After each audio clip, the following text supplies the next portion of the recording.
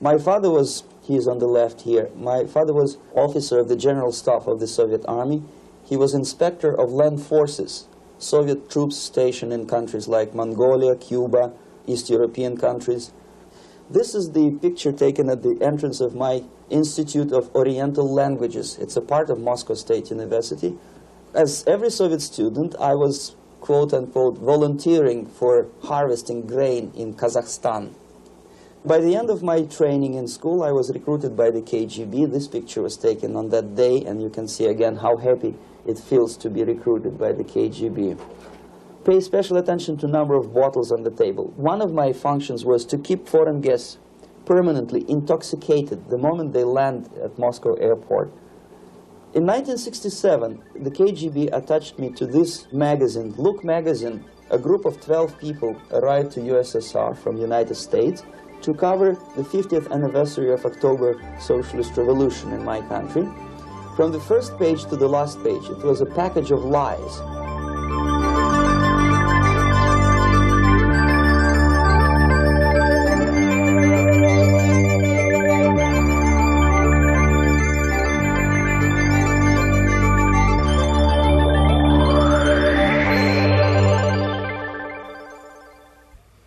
Our conversation is with Mr. Yuri Alexandrovich Bezmenov. Mr. Bezmenov was born in 1939 in a suburb of Moscow. He was the son of a high-ranking Soviet Army officer. He was educated in the elite schools inside the Soviet Union and became an expert in Indian culture and Indian languages.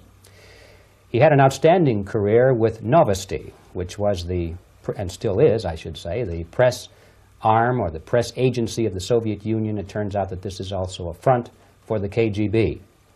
One of his interesting assignments was to brainwash foreign diplomats when they visited Moscow.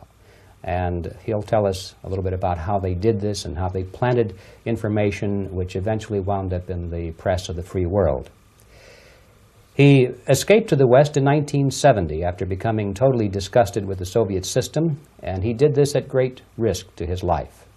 He certainly is one of the world's outstanding experts on the subject of Soviet propaganda and disinformation and active measures. Mr. Bezmenov, I'd like to begin by having you tell us a little bit about some of your childhood memories. Well, the most vivid memory of my childhood was Second World War, or to be more precise, the end of the Second World War, when all of a sudden United States, from a friendly nation, which helped us to defeat Nazism, turned overnight into a deadly enemy. And it was very shocking because all newspapers were trying to present an image of belligerent, aggressive American imperialism. Most of the things that we were taught is that United States is aggressive power, which is just about to invade our beautiful, free, socialist country, that American CIA is dropping Colorado beetles on our beautiful potato fields to eliminate our crops, and each schoolboy had a picture of Colorado bug on the back page of his notebook, and we were instructed to go into collective fields to search for those little Colorado bugs. Of course, we couldn't find any, neither we could find many potatoes, and that was explained again by the encroachments of the decadent imperialist power. The anti-American paranoia, hysteria in the Soviet propaganda was to such of such a higher degree that many less skeptical people or less stubborn would really believe that the United States is just about to invade our beautiful motherland, and some secretly hope that it will come true. That's interesting. Yes. Well, getting back to life inside the Soviet Union or inside communist countries in general, in this country, at the university level primarily, we read and hear that the Soviet system is different from ours, but not that different, and that there is a convergence developing between all of the systems of the world, and that really it doesn't make an awful lot of difference what system you live under, because you have corruption and dishonesty and tyranny and all that sort of thing. From your personal experience, what is the difference between life under communism and life in the United States? Well, life is obviously very much different for simple reason that the Soviet Union is a state capitalist economically. It's a state capitalism where an individual has absolutely no rights, no value, his life is nothing, it's just like an insect. He is disposable, whereby in the United States, even the worst criminal is treated as a human being. He has a fair trial, and some of them capitalize on their crimes. They publish their memoirs in their prisons and get handsomely paid by your crazy publishers. The differences, of course, in the daily life are very various, depending on whom we are talking about. In my own private life, I never suffered from communism simply because I was brought up in a family of high-ranking military officer. Most of the doors were open for me. Most of my expenses were paid by the government, and I never had any troubles with the authorities or with the police. So, in other words, I would say I enjoyed, or I had good reasons to enjoy, all the advantages of so-called socialist system. My main motivations to defect had nothing to do with affluence. It was mainly moral indignation, moral protest, rebellion against the inhuman methods of the Soviet system. Well, specifically, what did you object to?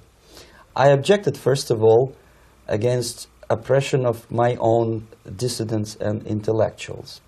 And that was the most disgusting thing that I witnessed as a young man, young student, who was brought up at a very troublesome period in our history, from Stalin to Khrushchev, from total tyranny and oppression to some kind of liberalization. Second, when I started working for the Soviet embassy in India, to my horror, I discovered that we are millions times more oppressive than any colonial or imperialist power in the history of mankind. That my country brings to India not freedom, progress, and friendship between the nations, but racism, exploitation, and slavery, and of course economical inefficiency to this country. Since I fell in love with India, I developed something which by KGB standards is extremely dangerous thing. It's called split loyalty, when an agent likes a country of assignment more than his own country. I literally fell in love with this beautiful country, a country of great contrasts, but also great humility, great tolerance, and philosophical and intellectual freedoms. My ancestors used to live in caves and eat raw meat when India was a highly civilized nation 6,000 years ago. So obviously the choice was not to the advantage of my own nation. I decided to defect and to entirely dissociate myself from that brutal regime. Mr. Bezmenov, we've read a lot about the concentration camps and the slave labor camps under the Stalin regime. Now the general impression in America is that those things are part of the past. Are they still going on today, or what is the status? Yes. There is no qualitative change in the Soviet concentration camp system. There are changes in numbers of prisoners. Again, this is unreliable Soviet statistics. We don't know how many political prisoners are there in the Soviet concentration camps. But we sure know from various sources that at each particular time there are close to 25 to 30 million of Soviet citizens who are virtually kept as slaves in forced labor camp system. The size of the population of a country like Canada is serving terms as prisoners. Incredible. So I would say that those intellectuals who try to convince American public that concentration camp system is a thing of a past are either conscientiously misleading public opinion, or they are not very intellectual people. They're selectively blind. They lack intellectual honesty when they say that. Well, we've spoken about the intellectuals in this country and also the intellectuals in the Soviet Union. What about down at the broad mass level? Do the people in general, the working people, the workers in general in the Soviet Union, do they support the system? Do they tolerate it? What is their attitude? Well, average Soviet citizen, if there is such an animal, of course, does not like the system because it hurts, it kills. He may not understand the reasons. He may not have enough information or educational background to understand. But I doubt very much there are many people who are conscientiously supporting the Soviet system. There are not such people in USSR. Even those who have all the reasons to enjoy socialism, people like myself, who were a member of journalistic elite, they also hate the system for different reasons, though. Not because they lack material affluence, but because they are unfree to think, they are in constant fear, duplicity, split personality. And this is the greatest tragedy for my nation. Well, what do you think are the chances of the people actually overcoming their system or replacing it? There is a great possibility that system will sooner or later be destroyed from within. There is a self-destructive mechanism built into any socialist or communist or fascist system, because there is lack of feedback, because the system does not rely upon loyalty of population. But until this Soviet junta is being supported by the Western so-called imperialists, that is, multinational companies, establishments, governments, and let's face it, intellectuals, so-called academia in the United States is famous for supporting the Soviet system. As long as the Soviet junta will keep on receiving credits, money, technology, grain deals, and political recognition from all these traitors of democracy or freedom, there is no hope, there is not much hope for changes in my country, and the system will not collapse by itself simply because it's being nourished by so-called American imperialism. This is the greatest paradox in history of mankind, when capitalist world supports and actively nourishes its own destroyer, destructor. I think you're trying to tell us something in this country. Mm-hmm. I'm trying to tell you that it has to be stopped unless you want to end up in Gulag system and enjoy all the advantages of socialist equality, working for free, catching fleas on your body, sleeping on the planks of plywood in Alaska this time, I guess. That's where Americans will belong, unless they will wake up, of course, and force their government to stop aiding Soviet fascism. Well, you told us a moment ago why you left the system. I'd like to hear the details of how you did it. It must have been a very dangerous thing. It was not so dangerous, it was crazy. First of all, because defecting in India is virtually impossible, thanks to very strong pressure from the Soviet government. Excuse me, you were in India on assignment at that time? Yes, I was working for the Soviet embassy in New Delhi as a press officer. Mm-hmm. And defecting for a Soviet diplomat is next to impossible. It's a suicide, as I said, because a great friend Indira Gandhi pushed a law through parliament which says, and I quote, "No defector from any country has a right of political asylum in any embassy on the territory of Indian Republic," which is a masterpiece of hypocrisy. No other defector but the Soviet one needs a political asylum. So knowing that perfectly well, I planned a craziest possible way to defect. I studied counterculture in India. There were thousands of young American boys and girls with no shoes, long hair, smoking hash and marijuana, studying sometimes Indian philosophy, sometimes simply pretending that they study.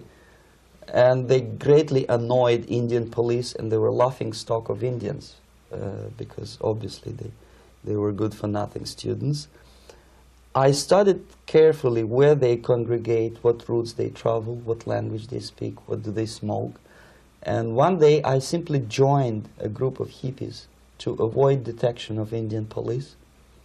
I was dressed as a typical hippie with blue jeans, long kameez shirts, with all kind of nice decorations like beads, long hairs, I bought a wig because for several weeks I had to turn myself from a conservative Soviet diplomat into a very progressive American hippie. And that was the only way that I could avoid detection. It was very interesting experience, but it was necessary because from my own knowledge as a member of Soviet embassy staff, I knew that there were many cases when Soviet defectors were betrayed by Indian police, and also some Western embassies played a very dirty role in betraying the Soviet defectors. According to our information, they were some, I wouldn't call them double agents, but simply amoral people working for this for the United States embassy, and confining in people like this would be a suicide. So I had to be extremely careful. I could not trust anyone, and that was the reason for such a crazy way to defect. Well, had you been caught in the act of trying to get out, what would have happened to you? Oh, most likely I would end up in concentration camp, or depending on the situation and on the whim of some bureaucrat in KGB, maybe even executed. This is normal practice, quietly, of course, not publicly. But that would be the end of my defection, of course. Well, when did you finally make it to the United States? In 1970, after about 6 months of debriefing in Athens by the CIA, and I presume FBI too, they let me go first to Germany, then to Canada. That was my decision. I had to change my identity to protect my family and my friends in USSR. And also I was a little bit paranoid, knowing that both Soviet KGB and probably some double agents within the American system may be after me. So I wanted to settle down as far away as possible. I requested CIA to give me some kind of new identity and just let me go on my own. And I settled in Canada. I was a student. I changed many professions, from farm help and laundry truck driver to language instructor and broadcaster for Canadian Broadcasting Corporations in Montreal. Well, have you had any threats on your life or any yes. unpleasant In about 5 years, KGB eventually discovered that I am working for Canadian Broadcasting. I made a very big mistake. I started working for overseas service of CBC, which is similar to Voice of America, in Russian language. And of course, monitoring service in USSR picked up every new voice. Every new announcer, they would make it a point to discover who he is. And in 5 years, sure enough, slowly but surely, they discovered that I am not Thomas Schumann, that I am Yuri Alexandrovich Bezmenov, and that I'm working for Canadian Broadcasting, and undermining beautiful détente between Canada and USSR. And the Soviet ambassador Alexander Yakovlev made it his personal effort to discredit me. He complained to Pierre Trudeau, who is known to be a little bit soft on socialism. And the management of CBC behaved in a very strange, cowardly way, unbecoming to representatives of an independent country like Canada. They listened to every suggestion that Soviet ambassador gave, and they started shameful investigation, analyzing content of my broadcasts to USSR. And sure enough, they discovered that some of my statements were probably would be offending to the Soviet Politburo. So I had to leave my job. And of course, subtle intimidations. They would say something like, please cross the street carefully because, you know, traffic is very heavy in Quebec. And fortunately, I know about the psychology and the logic of activity of the KGB, and I never allowed myself to be intimidated. This is the worst thing. This is what they expect a person, a defector, to be intimidated. Once they spot that you are scared, they keep on developing that line And then eventually you either have to give up entirely and work for them, or they neutralize you. They would definitely stop all kind of political activity, which they failed to do in my case, because I was stubbornly working for the Canadian Broadcasting. And in response to their intimidations, I said that, look, this is a free country, and I am as free as you are. And I also can drive very fast. And gun control is not yet established in Canada, so I had a couple of good shotguns in my basement. So welcome to visit me someday with your Kalashnikov's machine guns. So obviously it didn't work. Intimidation didn't work. So they tried different approach, as I described. They approached on the highest level, on the level of Canadian bureaucracy. And on that level they were on successful. that level they were successful. On individual level they failed flat. Mr. Bezmenov has brought a series of slides with him that he has taken from the Soviet Union, and I think this is a good time to take a look at the slides. Yes. Now, the viewers will be able to see these slides as we talk about them. Yes, this is a collection of slides which are, some of them are snapshots from my family album, some of them are documents which I smuggled from the Soviet embassy, and some are reproductions from local mass media. I usually show them to establish my credibility as a defector. This is a picture of my native town, Mytishi, about 20 miles north from Moscow. Characteristically, there's a statue of Comrade Lenin in the central square. This is myself at the age of 7, again, characteristically, under the statue of Comrade Stalin, extending his friendly hand to peoples of the world. At that age, of course, I was still idealistically minded young communist, and I still believe that sooner or later things will go for better. But I realized that the system stinks, that something is fishy, and that ideology is fake. And the propaganda about advanced Soviet agriculture simply didn't meet the criteria of reality. If they talk about abundance of food and there is none in the stores, there must be something wrong. My father was, he is on the left here, my father was officer of the General Staff of the Soviet Army. He was inspector of land forces, Soviet troops stationed in countries like Mongolia, Cuba, East European countries. Were he alive today, most likely he would be inspecting Soviet troops in Nicaragua, Angola, and many other parts of the world. Fortunately, he died, and he didn't see the disgrace, because deep inside he was a Russian patriot. He didn't like the idea of expanding Soviet military might, especially in the areas where we were not welcomed at all. Unlike many other military officers, he was reporting directly to the Minister of Defense, bypassing KGB and diplomatic service. In other words, he was a trusted military professional. And my impression that this type of people are much less hawkish and adventuristic than party bureaucrats in Kremlin. When American mass media describes Soviet military as potentially dangerous counterpart for Pentagon, I simply laugh, because I know better. I know that the most dangerous part of the Soviet power structures are not military at all. Most likely, if they come to power in my country, they'll be more sensible negotiators for nuclear disarmament and withdrawal of the Soviet troops from many parts of the world. But if someone from the party structure or the KGB structure were to give the orders for a military they have to obey, they yes, would follow because them.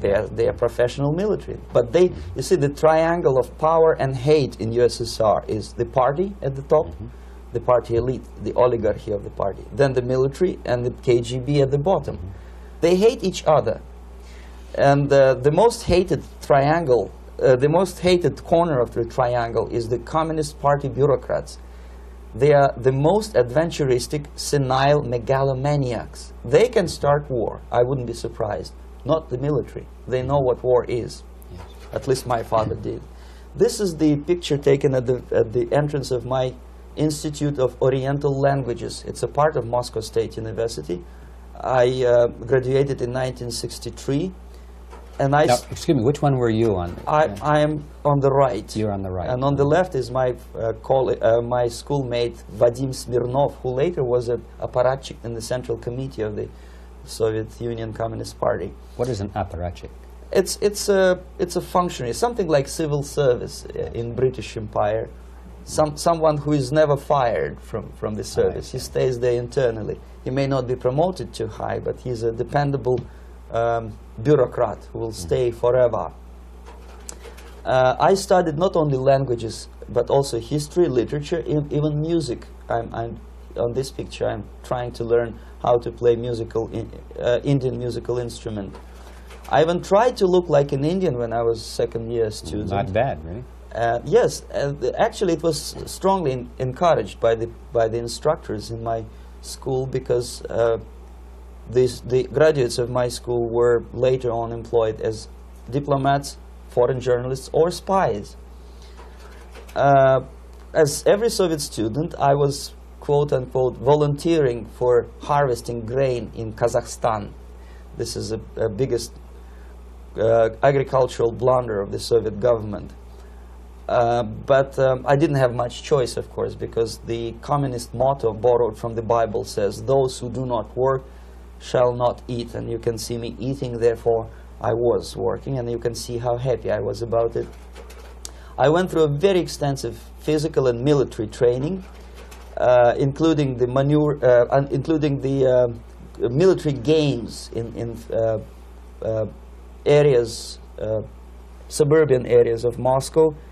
And here, for example, we are on a tour in Arkhangelsk area. And by the end of my training in school, I was recruited by the KGB. This picture was taken on that day, and you can see again how happy it feels to be recruited by the KGB. Our conversation with Yuri Alexandrovich Bezmenov, who is a defector from the Soviet Union, a former propaganda agent for Novosti and the KGB, will continue after this message.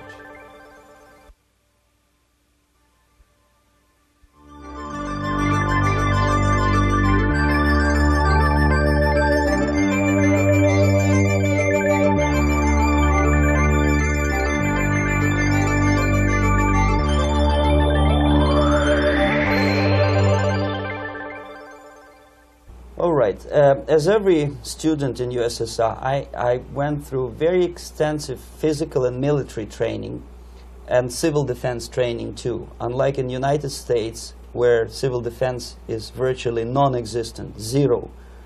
In USSR, every student, whatever his major subject, has to go through very extensive 4-year military and civil defense training. You can see me here with a group of students during one of the war games near Moscow. The main idea, of course, is to prepare a huge reserve army of the USSR. Each student has to graduate as a junior lieutenant. In my case, it was administrative and military intelligence service. My first assignment was to India as a translator with the Soviet Economical Aid Group, building refinery complexes in Bihar state and Gujarat state. At that time, I was still naively, idealistically believing that what I was doing contributes to the understanding and cooperation between the nations. It took me quite a number of years to realize that what we were bringing to India was a new type of colonialism, 1,000 times more oppressive and exploitative than any colonialism or imperialism in history of mankind.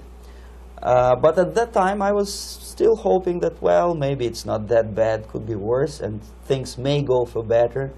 And I even tried to implement the beautiful Marxist motto, proletarians of all the countries unite. I tried to unite with a nice Indian girl, and I was fascinated by Indian culture, by the family life in this country. But obviously, Communist Party had different plans for my genes, so I had to marry this beautiful Russian girl.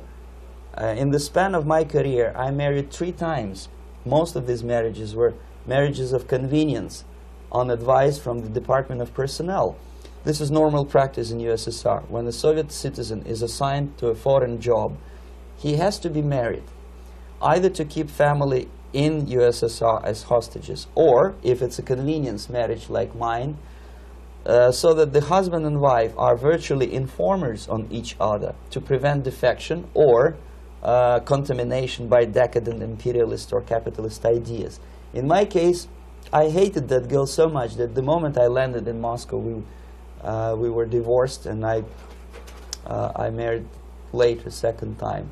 By the end of my first assignment in India, I was promoted to the position of public relation officer. You can see me here translating a speech by a Soviet boss. And you're on the right. I'm on the right here, yes. And it was, the occasion was commissioning of the refinery complex in Bihar, Barauni. Back in Moscow, I was immediately recruited by Novosti Press Agency, which is a propaganda and ideological subversion front for the KGB. 75% of the members of the Novosti are commissioned officers of the KGB. The other 25 are, like myself, co-opted agents who are assigned to specific operations. In this particular case, you can see me talking to students of Lumumba Friendship University in Moscow. This is a huge school under the direct control of the KGB and Central Committee, where future leaders of the so-called national liberation movements are being educated and selected carefully.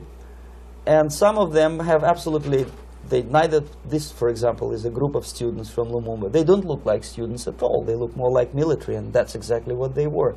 They were dispatched back to their countries to be leaders of the so-called national liberation movements, or to be translated into normal human language, leaders of international terrorist groups. Another area of activity when I was working for the Novosti was to accompany groups of so-called progressive intellectuals, writers, journalists, publishers, teachers, professors of colleges. You can see me here in Kremlin. I'm second on the left, with a group of Pakistani and Indian intellectuals. Most of them pretended they don't understand that we are actually working on behalf of the Soviet government and the KGB. They pretended that they are actually being guests, VIP intellectuals, that they are treated according to their merits and their intellectual abilities. For us, they were just a bunch of political prostitutes to be taken advantage for various propaganda operations. Therefore, you can see perfectly well the senior colleague of mine on the left doesn't really have that much respect on his face, and myself with a very skeptical smile, typical KGB sarcastic smile, anticipating another victim of ideological brainwashing. This is how a typical conference in Novosti headquarters in Moscow looked like. Sitting in the middle is Boris Burkov, the then director of Novosti Press Agency, high-ranking party bureaucrat in the Department of Propaganda. I am standing next to a famous Indian poet, Sumitranandan Pant. He was famous because he was an author. He was the author of a famous poem titled Rhapsody to Lenin. That's why he was invited to USSR, and everything was paid by the Soviet government. Pay special attention to number of bottles on the table. This is one of the ways to kill the awareness or curiosity of foreign journalists. One of my functions was to keep foreign guests permanently intoxicated the moment they land at Moscow airport. I had to take them to the VIP lounge and toast to friendship and understanding between the nations of the world. Glass of vodka, then a second glass of vodka. And in no time, my guests would be feeling very happy. They would see everything in kind of pink, nice color. And that's the way I had to keep them permanently for the next 15 or 20 days.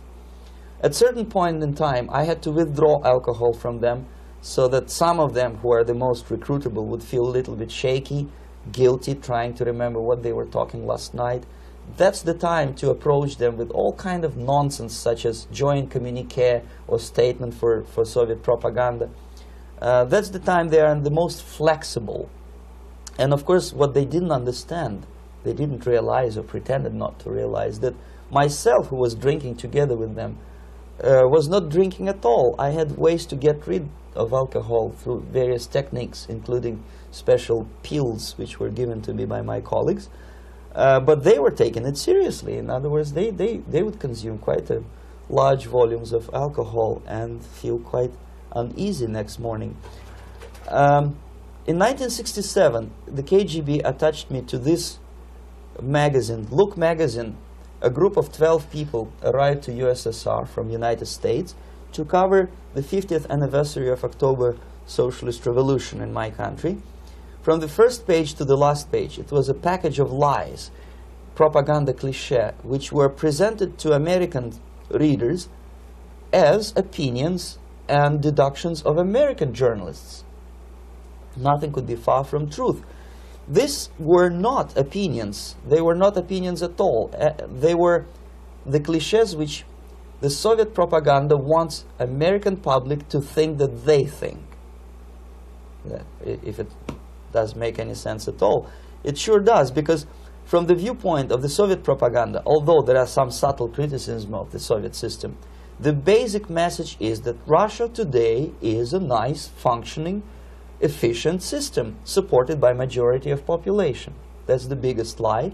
And of course, American intellectuals and journalists from Look magazine elaborated on that untruth in various different ways. They intellectualized that lie. They found all kinds of justifications for telling lies to American public. Excuse me, it was partly your job to make sure that they got these ideas, yes, and accepted them as their own ideas. Right. Actually, even before they arrived to USSR, and they paid astronomical sum of money for that visit, they were submitted, this Novosti Press Agency developed so-called backgrounders, 20-25 pages of information and opinions which were presented to the journalists even before they bought their tickets to Moscow. They had to analyze the situation, and judging on their reaction to that backgrounder, the local Novosti representative or local Soviet diplomat in Washington, D.C. would assess whether they be given visa to USSR or not. So but they were selected ahead of time. Oh yes, they were pre-selected very carefully, and there is not much chance for honest journalists to arrive to USSR and to stay there for 1 year and to bring this package of lies back home. This, for example, is a centerfold of the Look magazine. They presented this monument erected by Communist Party in Stalingrad as the symbol, personification of Russian military might. And they said in the article, which is published on the site, that Soviets are very proud of the victory in the Second World War. This is another big myth, a lie. No sensible people would be proud to lose 20 millions of their countrymen in a war which was started by Genoese Hitler and Comrade Stalin and paid by American multinationals. Most of the Soviet citizens look at this type of monuments with disgust and sorrow, because every family lost father, brother, sister, or child in the Second World War. Yet American journalists who were trying to appease, to please their hosts, presented this picture on the centerfold as the symbol and personification of Soviet national, they call it Russian national spirit. And it was greatest misconception and a very tragic misunderstanding. Of course, Look magazine was not distributed in USSR. The main audience was in United States. But I presume that many Americans, millions of Americans who were reading Look magazine at that time, had absolutely wrong idea about the sentiments of my nation, about what the Soviets are proud of and what they hate. This is a group, you see the same lady with the sword in Stalingrad. This is the group of journalists. Myself is in the center with the same devilish smile. And Mr. Philip Harrington is on the extreme left there with his camera. This is the gentleman which was so deaf or so uninterested in what I had to say to him. This is the same picture, a blow-up of the same picture. Many guests from various countries, in this particular case from Asia and Africa, were taken by me as a Novosti Press Agency employee for a tour across Siberia, for example. We would show them typical kindergarten, you see, nothing special by American standards, just nice children sitting, eating their breakfast or lunch. What they could not understand, or they pretended not to understand, that this is an exemplary kindergarten. This is not the kindergarten for average person or average family in USSR. And we maintain that illusion in their minds. You can see myself under the red spot in the middle there, with the same business-like expression. I'm doing my job. That's what I'm assigned to do, and that's what I was paid to do. But deep inside, I still hope that at least some of these useful idiots would understand that what they are looking at has nothing to do with the level of affluence in my nation. This is a better picture which reflects the true spirit of the Soviet childhood. This picture was printed in a Canadian government publication by mistake. In the middle, you can see children playing on a small courtyard, and the caption goes, "This is a typical kindergarten in Siberia." What these idiots didn't understand, that it is not kindergarten at all. It is a prison for children of political prisoners. But there was not a single mentioning that what they were visiting actually was an area of concentration camps. And the job of people like myself to help them to not to notice that they are actually talking to prisoners. Most of the children were dressed, especially on the occasion of the foreigners' visit. Of course, there were no corpses on the ground. There were no machine gun guards. And well, it looks not very pleasant, as you see. It looks dull, but obviously it does not create an impression that this is actually a prison. Well, did any of the journalists have the curiosity to ask about prisons and that kind of thing? Yes. They were in Siberia. This Yes. is what you associate. Yes, some of them asked questions, and naturally we would give them, for the stupid question, we give them stupid answer. No, there are no prisons in Siberia. No, most of the people who you see are free citizens of USSR. They are very happy to be here, and they are contributing to the glory of the socialist system. Some of them pretended that they believe what I was telling them, and most of them, we may discuss it later, what are the motivations of these people? Why would they stubbornly bring lies to their own population through their own mass media? I have various answers to this. There is not a single explanation. It's a complex of explanations. It's fear, pure biological fear. They understand that they are on the territory of an enemy state, a police state. And just to save their rotten skins and their miserable jobs, their affluence back home, they would prefer to tell a lie than to ask truthful questions and report truthful information. Second, most of these schmucks were afraid to lose their jobs, because obviously if you tell truth about my country, you will not last long as a correspondent of New York Times or Los Angeles Times. They will fire you. What kind of correspondent are you? You obviously cannot find common language with Russians if they kick you out in 24 hours. So just by trying to be conformist to their own editorial bosses, they tried not to offend the sentiments of the Soviet administrators and people like myself. Deep inside, I hope they would insult my or offend my sentiments. Obviously, they preferred not to. Another reason, I refuse to believe it, but obviously there is another reason. Obviously, it's a greed. These people earn a lot of money. When they come back to USA, they claim that they are experts on my country. They write books which sells in million copies, titled like Russians, The Truth About Russia. Most of it is lie about Russia. Yet they claim to be Sovietologists. They play back myth about my country, the propaganda cliches. Yet they stubbornly resist the word of truth. If a person like Solzhenitsyn is either defecting or kicked out of USSR, they try all their best to discredit him and to discourage him. I don't have much chance to appear on national network with a true story about my country. But a useful idiot like Hendrik Smith or Robert Kaiser, they are big heroes. They come back from USSR. They say, oh, we were talking to dissidents in Russia. Big deal. Soviet dissidents are chasing American correspondents in the streets, and they are cowardly escaping from these contacts. For some strange reason, if you want to know more about Spain, you refer to Spanish writers. If you want to learn more about French, you read French writers. Even about Antarctica, I bet you would read Penguins. Only about the Soviet Union, for some strange reason, you read Hendricks and Schmendricks and all kind of Kissingers, because they claim that they know more about my country. They know nothing, or next to nothing, or they pretend that they know more than they actually do. I would say they are dishonest people who lack integrity and common sense and intellectual honesty. They bring back all kind of stories like that. A kindergarten in Siberia. Omitting the most important fact, it's a prison for children of political prisoners. Another greatest example of monumental idiocy of American politicians.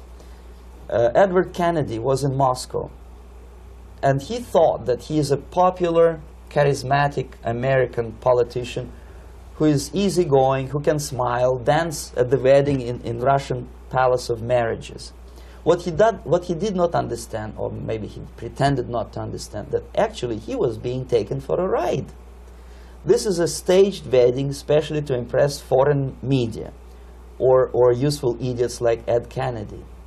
Most of the guests there, they had security clearance, and they were instructed what to say to foreigners. This is exactly what I was doing. You can see me in the same damn wedding palace in Moscow where Ed Kennedy was dancing here. You see, smiling. He thinks he's very smart. From the viewpoint of Russian citizens who observe this idiocy, he's narrow-minded, egocentrical idiot who tries to earn his own popularity through participation in propaganda farces like this. Here you can see myself. On the right, again, exemplary Soviet bride. On the left, 3 journalists from various countries, Asia, Africa, and Latin America. Obviously, they enjoying the situation. They will go back home and write the reports. We were present on a regular Soviet wedding. They were not present on a regular Soviet wedding. They were present, they were part of a farce, of a circus performance. Another thing which I had to, sometimes risking my life, to explain to foreigners. Time magazine, for example, is very critical of South African racist regime. The whole article was dedicated to the shameful internal passport system where blacks are not allowing to live with whites. For some strange reason, for the last 14 years since my defection, nobody wanted to pay attention to my passport. This is my passport. It also shows my nationality, and it has a police rubber stamp, which is called propiska in Russian language, which assigns me to a certain area of residence. I cannot leave that area, same way as this black man cannot leave the area in South Africa. Yet we call South African government racist regime. Not a single Jane Schmonda or Fonda is brave enough, courageous enough to come to media and say, look, this is what happens in USSR. I send a copy of my passport to many American liberals and civil rights defenders and all the other useful idiots. They never bothered to answer me back. This shows what kind of integrity, what kind of honesty these people are. They're a bunch of hypocrites because they don't want to recognize a good example of racism in my country. This is the first stage of befriending a professor. You can see myself on the left with the same James Bond smile. On the right is my KGB supervisor, Comrade Leonid Mitrokhin, and in the middle a professor of political science in Delhi University. The next stage would be to invite him to a gathering of Indo-Soviet Friendship Society. There he is sitting next to his wife before he is being sent to USSR for free trip. Everything is paid by the Soviet government. He was made to believe that he is invited to USSR because he is a talented, sober-thinking intellectual. Absolutely false. He is invited because he is a useful idiot, because he would agree and subscribe to most of the Soviet propaganda cliché. And when he is coming back to his own country, he is going for years and years to teach the beauties of Soviet socialism to newer and newer generations of his students, thus promoting the Soviet propaganda line. The KGB was even curious about this gentleman. It may look innocent. Maharishi Mahesh Yogi, a great spiritual leader, or maybe a great charlatan and crook, depending on from which side you're looking at him. Beatles were trained at his ashram in Hardwar in India how to meditate. Mia Farrow and other useful idiots from Hollywood visited his school, and they returned back to United States absolutely zonked out of their minds with marijuana, hashish, and crazy ideas of meditation. To meditate, in other words, to isolate oneself from the current social and political issues of your own country. To get into your own bubble, to forget about troubles of the world. Obviously, KGB was very fascinated with such a beautiful school, such a brainwashing center for stupid Americans. I was dispatched by the KGB to check what kind of VIP Americans attend this school. That's you on the left. Yes, I'm on the left. I was trying to get enrolled in that school. Unfortunately, the Maharishi Mahesh Yogi asked too much. He wanted $500 American for enrollment. But my function was not actually to get enrolled in the school. My function was to discover what kind of people from United States attend this school. And we discovered that, yes, there are some influential members of family, public opinion makers of United States, who come back with the crazy stories about Indian philosophy. Indians themselves look upon them as idiots, useful idiots. To say nothing about KGB, who looked at them as extremely naive, misguided people. Obviously, a VIP, say a wife of a congressman, or a prominent Hollywood personality, after being trained in that school, is much more instrumental in the hands of manipulators of public opinion and KGB than a normal person who understands, who looks through this type of fake religious training. Why would they be more susceptible to manipulation? I just mentioned that because, you see, a person who is too much involved in introspective meditation. You see, if you carefully look what Maharishi Mahesh Yogi is teaching to Americans, is that most of the problems, most of the burning issues of today can be solved simply by meditating. Don't rock the boat. Don't get involved. Just sit down, look at your navel, and meditate. And the things, due to some strange logic, due to cosmic vibration, will settle down by themselves. This is exactly what the KGB and Marxist-Leninist propaganda wants from Americans, to distract their opinion, attention, and mental energy from real issues of the United States into a non-issues, into a non-world, non-existent harmony. Obviously, it's more beneficial for the Soviet aggressors to have a bunch of duped Americans than Americans who are self-conscious, healthy, physically fit, and alert to the reality. Maharishi Mahesh Yogi obviously is not on the payroll of the KGB. But whether he knows it or not, he contributes greatly to demoralization of American society. And he's not the only one. There are hundreds of those gurus who come to your country to capitalize on naivete and stupidity of Americans. It's a fashion. It's a fashion to meditate. It's a fashion not to be involved. So obviously, you can see that if KGB were that curious, if they paid my trip to Hardwar, if they assigned me to that strange job, obviously they were very much fascinated. They were convinced that that type of brainwashing is very efficient and instrumental in demoralization of the United States. Our conversation with Yuri Alexandrovich Bezmenov, who is a defector from the Soviet Union, a former propaganda agent for Novosti and the KGB, will continue after this message.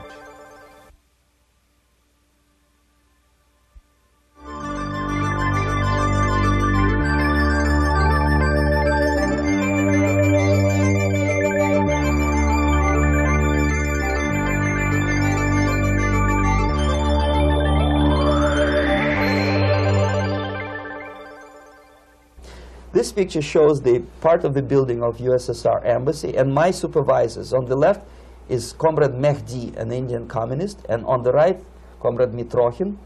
my supervisors in the Secret Department of Research and Counter-Propaganda. It has nothing to do with either research or counter-propaganda. Most of the activity of that department was to compile huge volume of information on individuals who were instrumental in creating public opinion. Publishers, editors, journalists, actors, educationalists, professors of political science, members of parliament, representatives of business circles. Most of these people were divided roughly into groups. Those who would toe the Soviet foreign policy, they would be promoted to the positions of power through media and public opinion manipulation. Those who refused the Soviet influence in their own country would be character assassinated or executed physically come revolution. Same way as in the small town of Hue in South Vietnam, several thousands of Vietnamese were executed in one night when the city was captured by Viet Cong for only 2 days. And American CIA could never figure out how could possibly communists know each individual, where he lives, where to get him, and would be arrested in one night, basically in some 4 hours before dawn, put on a van, taken out of the city limits and shot. The answer is very simple. Long before communists occupied the city, there was extensive network of informers, local Vietnamese citizens, who knew absolutely everything about people who are instrumental in public opinion, including barbers and taxi drivers. Everyone who was sympathetic to the United States was executed. Same thing was done under the guidance of the Soviet embassy in Hanoi, and same thing I was doing in New Delhi. To my horror, I discovered that in the files where people were doomed to execution, there were names of pro-Soviet journalists with whom I was personally friendly. Pro-Soviet? Yes. They were idealistically minded leftists who made several visits to USSR, and yet the KGB decided that come revolution or drastic changes in political structure of India, they will have to go. Why is that? Because they know too much. Simply because, you see, the useful idiots, the leftists who are idealistically believing in the beauty of Soviet socialist or communist or whatever system, when they get disillusioned, they become the worst enemies. That's why my KGB instructors specifically made the point, never bother with leftists. Forget about these political prostitutes. Aim higher. This was my instruction. Try to get into large circulation, established conservative media. Reach, filthy rich movie makers, intellectuals, so-called academic circles. Cynical, egocentric people who can look into your eyes with angelic expression and tell you a lie. These are the most recruitable people, people who lack moral principles, who are either too greedy or too suffer from self-importance. They feel that they matter a lot. These are the people who KGB wanted very much to recruit. But to eliminate the others, to execute the others, don't they serve some purpose? Wouldn't they be the ones they rely on? They serve purpose only at the stage of destabilization of a nation. For example, your leftists in United States, all these professors and all these beautiful civil rights defenders, they are instrumental in the process of the subversion only to destabilize the nation. When their job is completed, they are not needed anymore. They know too much. Some of them, when they get disillusioned, when they see that Marxist-Leninists come to power, obviously they get offended. They think that they will come to power. That will never happen, of course. They will be lined up against the wall and shot. But they may turn into the most bitter enemies of Marxist-Leninists when they come to power. And that's what happened in Nicaragua. You remember most of these former Marxist-Leninists were either put to prison or one of them split, and now he's working against Sandinistas. It happened in Grenada when Maurice Bishop was already a Marxist. He was executed by a new Marxist who was more Marxist than this Marxist. Same happened in Afghanistan when first there was Taraki, he was killed by Amin, then Amin was killed by Babrak Karmal with the help of KGB. Same happened in Bangladesh when Mujibur Rahman, very pro-Soviet leftist, was assassinated by his own Marxist-Leninist military comrades. It's the same pattern everywhere. The moment they serve their purpose, all the useful idiots are either be executed entirely, all the idealistically minded Marxists, or exiled, or put in prisons, like in Cuba. Many former Marxists are in Cuba, in prison. So most of the Indians who were cooperating with the Soviets, especially with our Department of Information of the USSR Embassy, were listed for execution.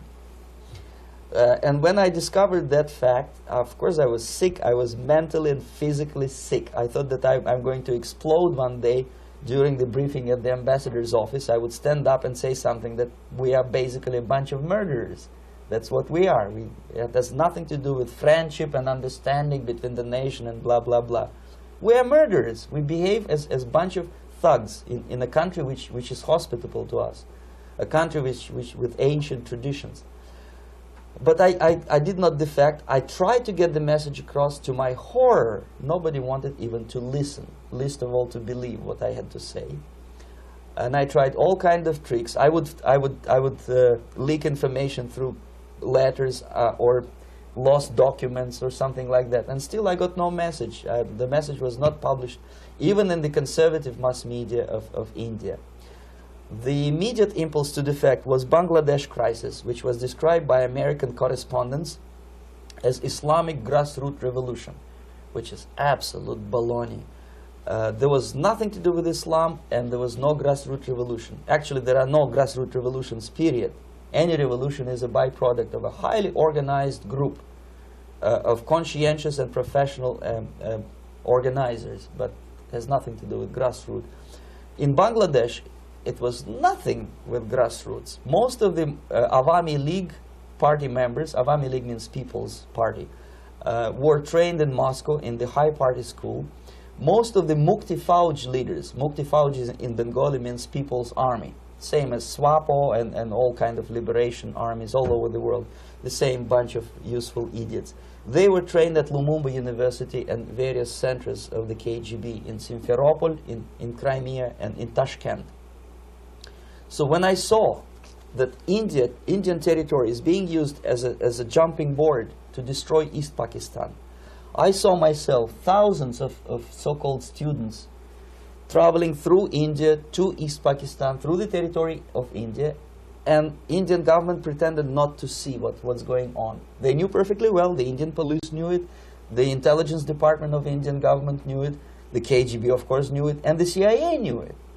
That was most infuriating, because when I defected and I explained to the CIA debriefers they should watch out because East Pakistan is going to erupt any moment, they said I was reading too many James Bond novels. Anyway, so East Pakistan was doomed. One of my colleagues in the Soviet consulate in Calcutta, when he was dead drunk, he ventured into the basement to relieve himself, and he found big boxes which said printed matter to Dhaka University. Dhaka is the capital of East Pakistan. And since he was drunk and curious, he opened one of the boxes and he discovered not printed matter. He discovered Kalashnikov guns and ammunition in there.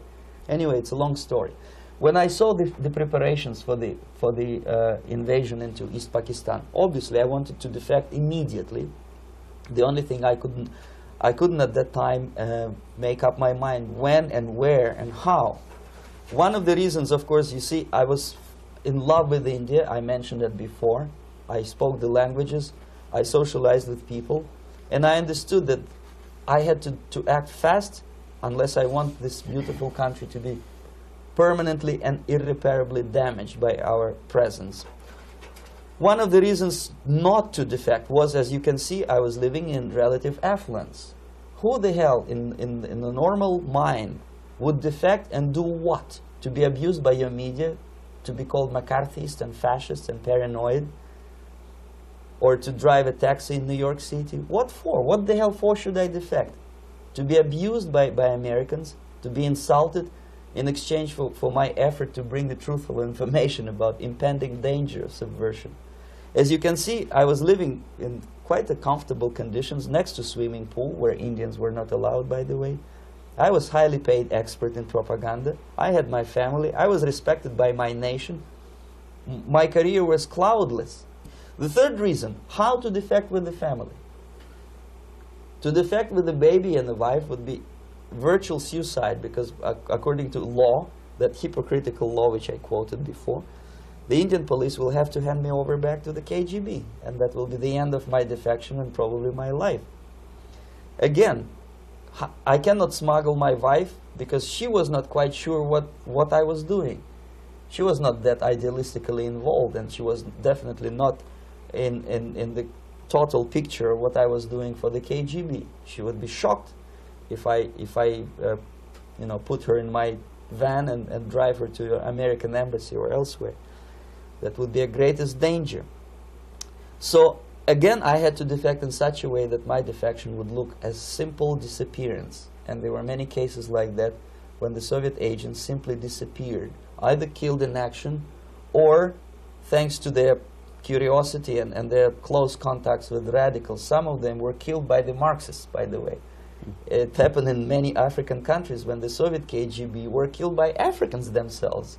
Not because they hated Marxism-Leninism, but because they were simply trigger-happy bunch of unruly characters. If you give them a machine gun, they will shoot. And some of the Soviets obviously were not careful enough to protect themselves, and they got into embarrassing situations when they were shot at the crossfire between factions of so-called liberation movements. Anyway, so I decided, as I said, to study the counterculture. I decided this probably would be the best way to disappear. I socialized with characters like this. On the left, you see, he's a barefoot American hippie. It took me quite a long time to study exactly what they were doing and how to mix with them.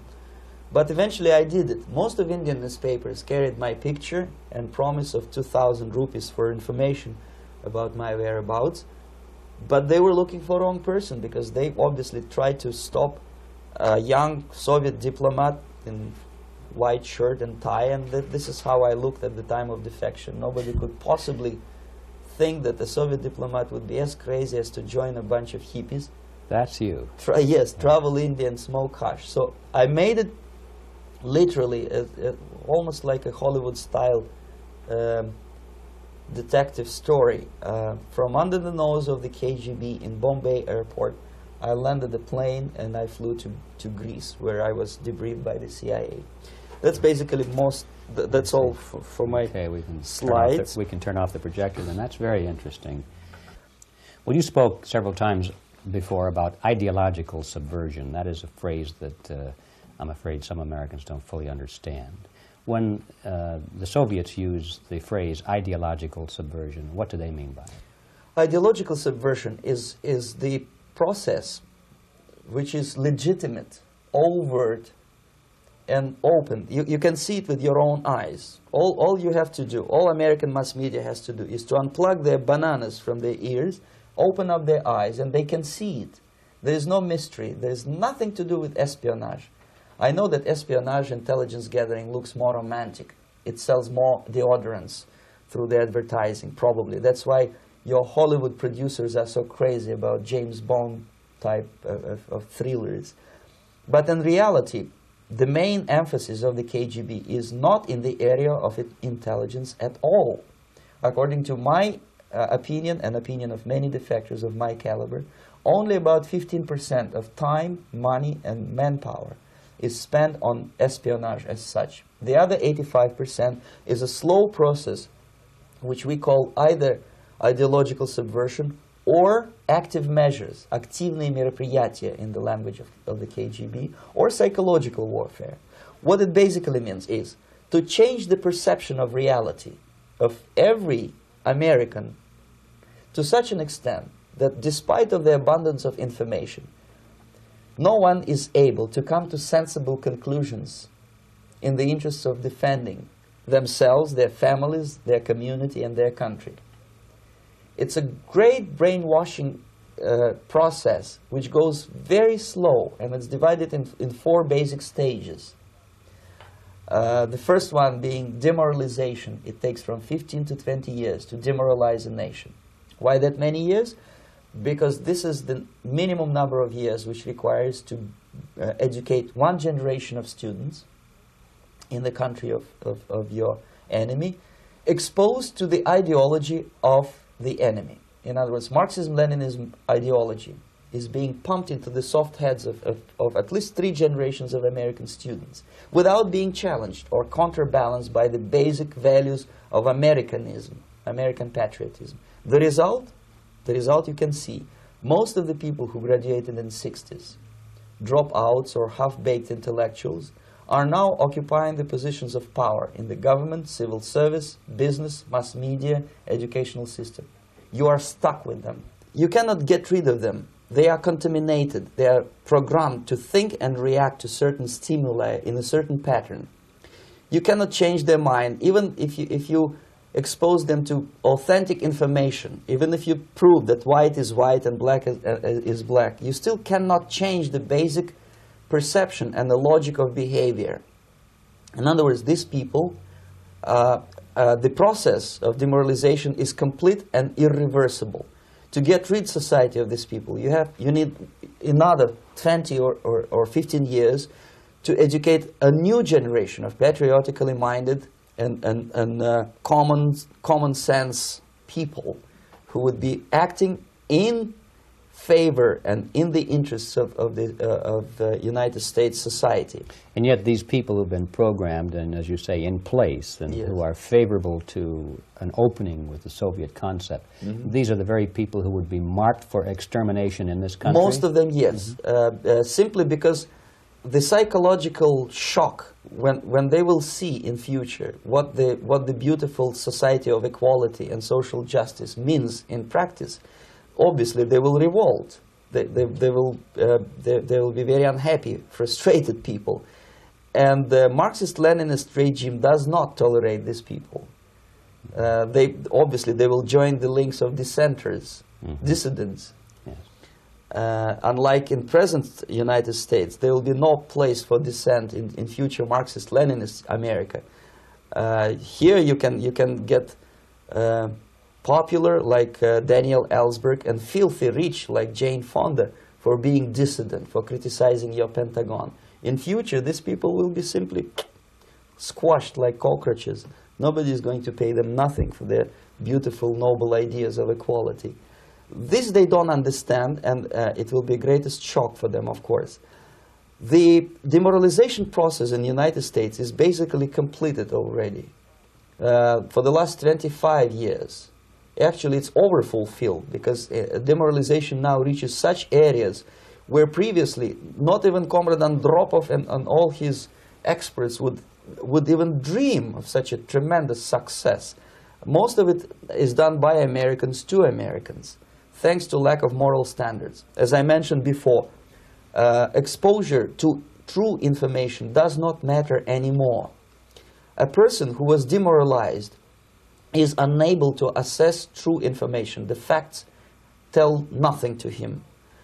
Even if I shower him with information, with authentic proof, with documents, with pictures, even if I take him by force to the Soviet Union and show him concentration camp, he will refuse to believe it until he is going to receive a kick in his fat bottom. When a military boot crashes his balls, then he will understand, but not before that. That's the tragic of the situation of demoralization. So basically America is stuck with demoralization, and unless, even if you start right now, here, this minute, you start educating new generation of Americans, it will still take you 15 to 20 years to turn the tide of ideological perception of reality back to normalcy and patriotism. The next stage is destabilization. This time, subverter does not care about your ideas and the patterns of your consumption. Whether you eat junk food and get fat and flabby doesn't matter anymore. This time, and it takes only from 2 to 5 years to destabilize a nation, what matters is essentials: economy, foreign relations, defense systems. And you can see it quite clearly that in some areas, in such sensitive areas as defense and economy, the influence of Marxist-Leninist ideas in the United States is absolutely fantastic. I could never believe it 14 years ago when I landed in this part of the world, that the process will go that fast. The next stage, of course, is crisis. It may take only up to 6 weeks to bring a country to the verge of crisis. You can see it in Central America now. And after crisis, with a violent change of power, structure, and economy, you have so-called the period of normalization. It may last indefinitely. Normalization is a cynical expression borrowed from Soviet propaganda. When the Soviet tanks moved into Czechoslovakia in '68, Comrade Brezhnev said, "Now the situation in brotherly Czechoslovakia is normalized." This is what will happen in the United States if you allow all these schmucks to bring the country to crisis, to promise people all kind of goodies and the paradise on earth, to destabilize your economy, to eliminate the principle of free market competition, and to put a big brother government in Washington, D.C., with benevolent dictators like Walter Mondale, who will promise lots of things, never mind whether the promises are fulfillable or not. He will go to Moscow to kiss the bottoms of new generation of Soviet assassins, never mind. He will create false illusions that the situation is under control. Situation is not under control. Situation is disgustingly out of control. Most of the American politicians, media, and educational system trains another generation of people who think they are living at a peacetime. False. United States is in the state of war, undeclared total war against the basic principles and the foundations of this system. And the initiator of this war is not Comrade Andropov, of course. It's the system. However ridiculous it may sound, the world communist system or the world communist conspiracy, whether I scare some people or not, I don't give a hoot. If you are not scared by now, nothing can scare you. But you don't have to be paranoid about it. What actually happens now, that unlike myself, you have literally several years to live on unless the United States wake up.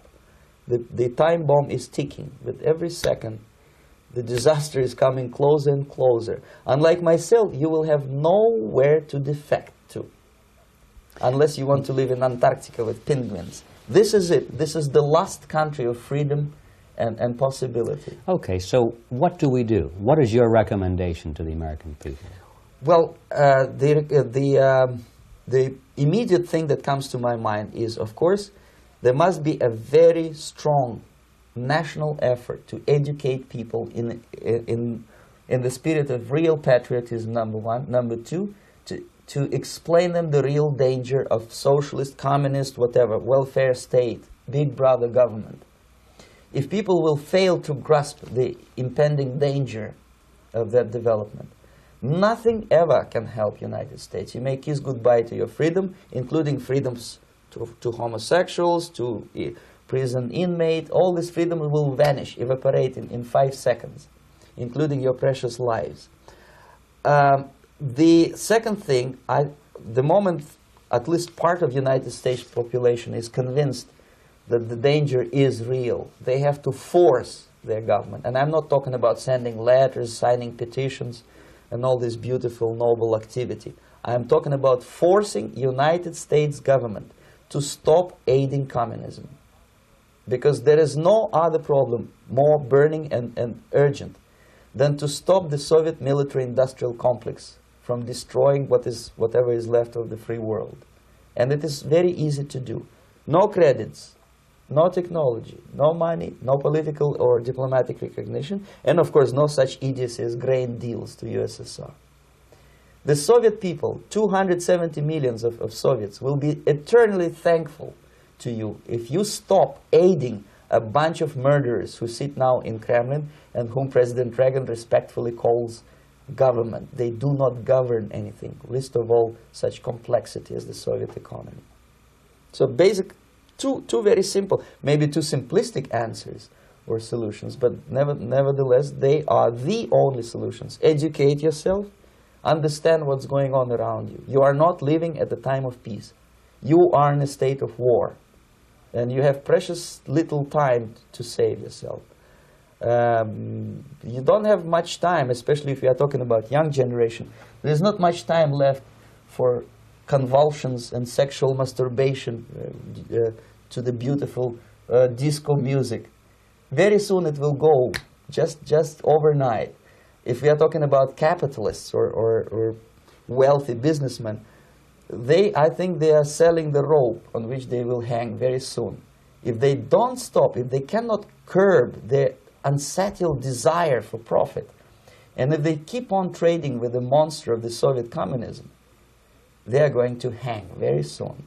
And they will pray to be killed, but unfortunately they will be sent to Alaska probably to manage industry of slaves. It's simplistic. I know it sounds unpleasant. I know Americans don't like to listen to things which are unpleasant. But I have defected not to tell you the stories about such idiocies as microfilm, James Bond type espionage. This is garbage. You don't need any espionage anymore. I have come to talk about survival. It's a question of survival of this system. You may ask me, what is it in for me? Survival, obviously, because unlike, as I said, I am now in your boat. If we sing together, we'll sing beautifully together. There is no other place on this planet to defect to.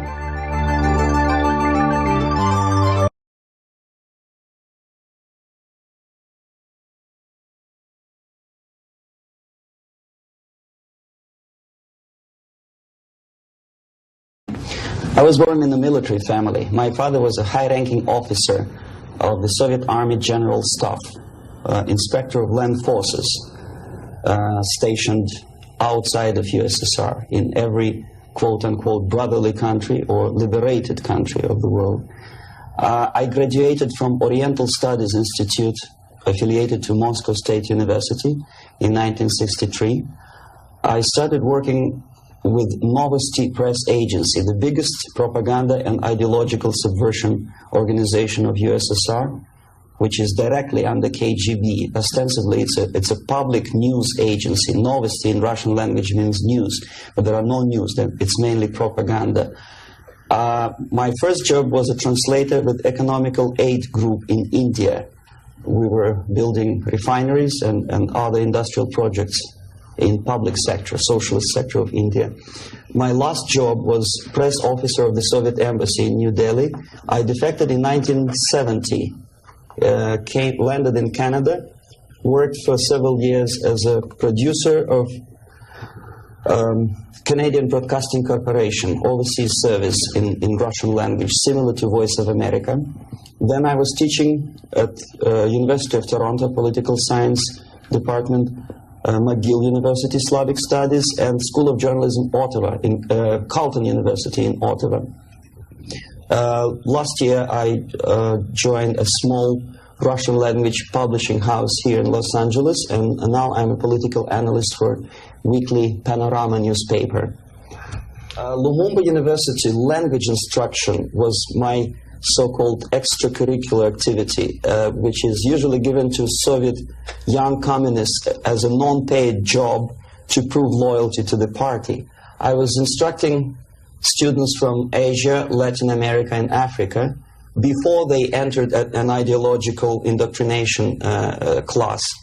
It was mainly Russian language instruction, after which the students usually join 2-year or 3-year extensive course in Marxist-Leninist ideological indoctrination, plus their own subjects of their choice, medicine, physics, chemistry, whatever.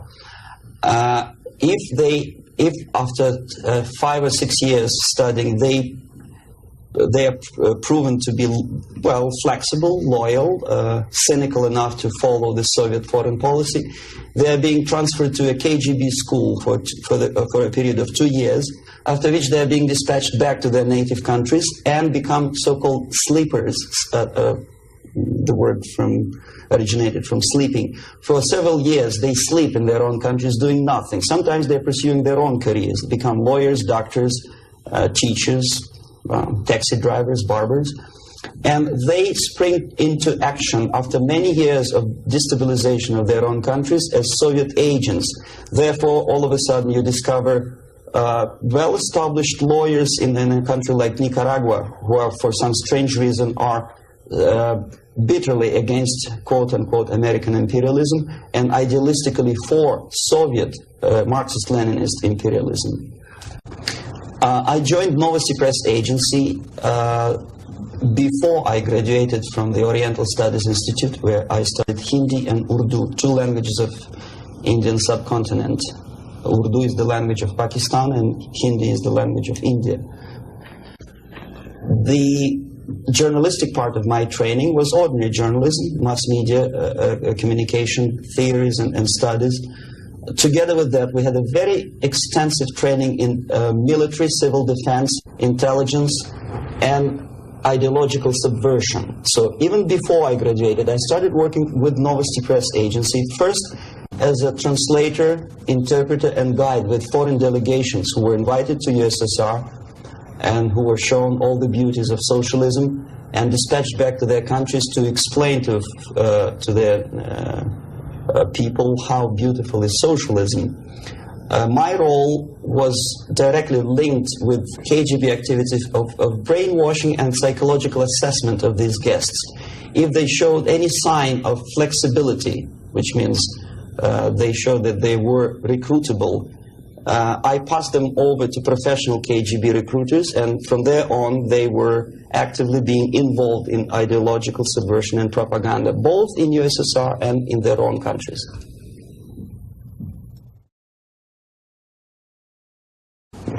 Well, decision of course was very painful and difficult. But on the other hand, I didn't have any illusions or illusions about the Soviet system and communist or socialist system. It's the most rotten and unworking system in the world.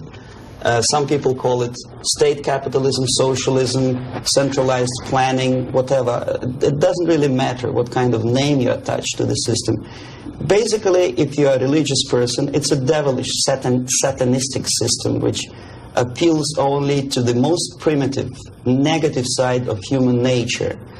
The basis of that system is denial of private property, human dignity, and personal responsibility, and of course any religious affiliation of a human being to God as a supreme being.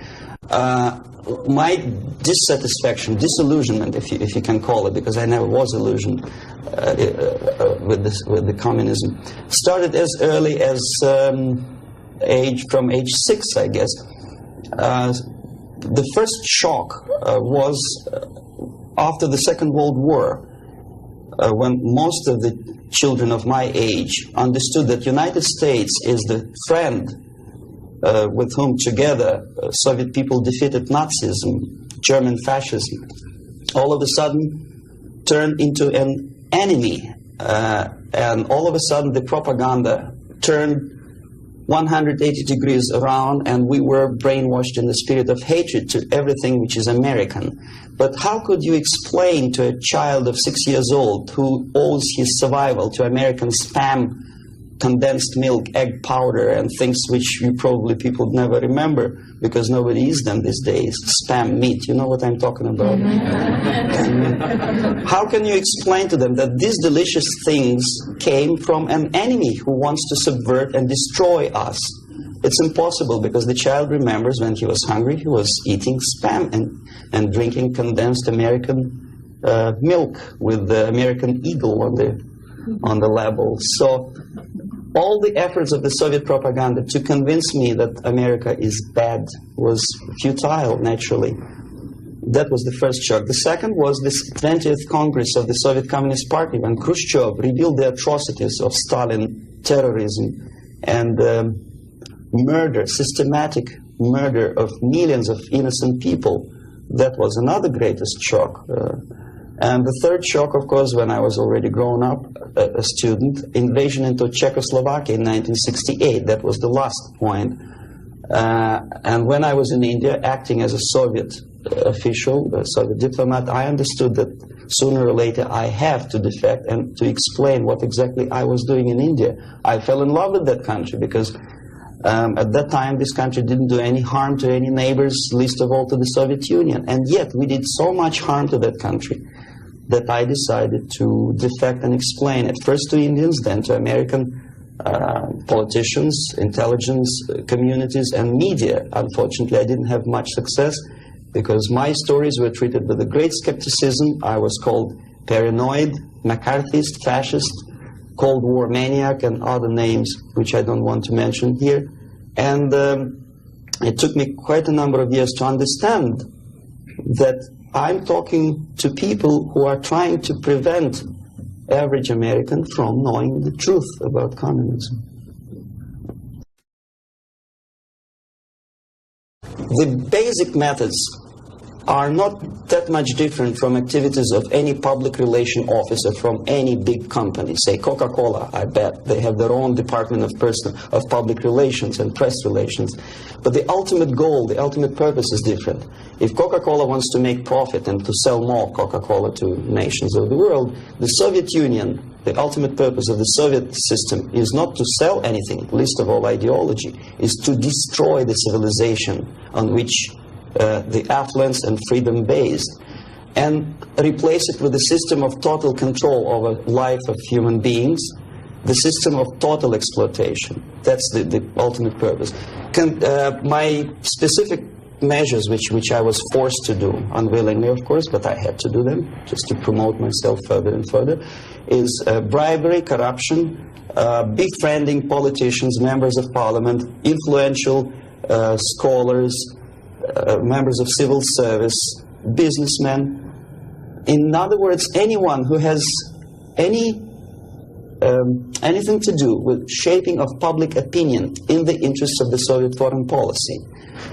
That would include a long process which sometimes is unnoticeable to an average person. It's a long-term process which is called ideological subversion. It's unnoticeable as movement of a small hand of a clock. You know it's going around, but even if you watch it intensely, you don't see the movement. The eventual result is befriending these people and trying to get them involved in the activity in the interests of the Soviet foreign policy. The immediate impulse when I learned that the Soviet Embassy, Department of Research and Counter-Propaganda, of which I was a deputy chief, is engaged neither in research nor in counter-propaganda. It is a department which is compiling information of private nature on individuals, divided in two groups, good boys and bad boys. The sympathetic people were promoted in media and public life.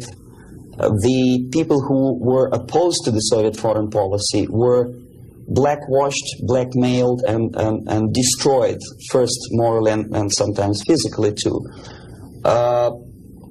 Understanding of what I was doing came to me when I looked through a press release of United States Information Service describing an incident in a South Vietnamese city of Hue, captured by communists from Hanoi for 48 hours. Then it was recaptured by United States and South Vietnamese armies, and to their horror they discovered that within 2 nights the communists could manage to round up more than 15,000 people and execute them. Most of these people were either sympathetic to the United States or to the Western culture, or directly involved in activities supporting United States President in South Vietnam, agents of CIA naturally, even barbers because they know too much. They were executed, and United States intelligence couldn't figure out how could they possibly do it in such short period of time. Later on they discovered, they found out from several defectors that long before communists occupied that city, there was an extensive omnipresent network of informers who knew exactly the addresses, the names, the whereabouts of each individual who was later executed. When I turned to my own files, I discovered that basically that information exists in my department. So it doesn't take much intelligence to understand what I was doing in India. I was compiling information. Comes revolution, these people would be executed. Indirectly, I was involved in a criminal activity, in mass murder. I decided to defect and explain it to Americans, and the response I already described. I was called a paranoid. But I decided to defect and try nevertheless. There's another long story. It's virtually impossible to defect in India simply because Indian government, under pressure from the Soviet government, if you can call them government, I don't call them government, I call them junta. They adopted a law as early as in 61 or 62, after Stalin's daughter defection especially. That law states that no embassy, no foreign legation on the territory of Indian Republic has a right to extend political asylum to any defector from any country, which is it's a masterpiece of hypocrisy. No other defector but a Soviet one needs a political asylum. If you are a Canadian or American, if you want to be nasty to your own government, the maximum you can do is just to pick up a phone and make a dirty phone call to your ambassador. Buy yourself a ticket and get lost. What happens to a Soviet defector under that law? If I knock a door of United States Embassy, by that law, the American diplomats have to turn me back to the Indian police, and Indian police takes me directly back to the Soviet embassy. And that's the end of my defection. So knowing that perfectly well and having contacts both with Indian police and American media corps, I understood that the only way for me was to disappear for a while. And the best way I discovered was to mix with a group of hippies. Mind you, that was the time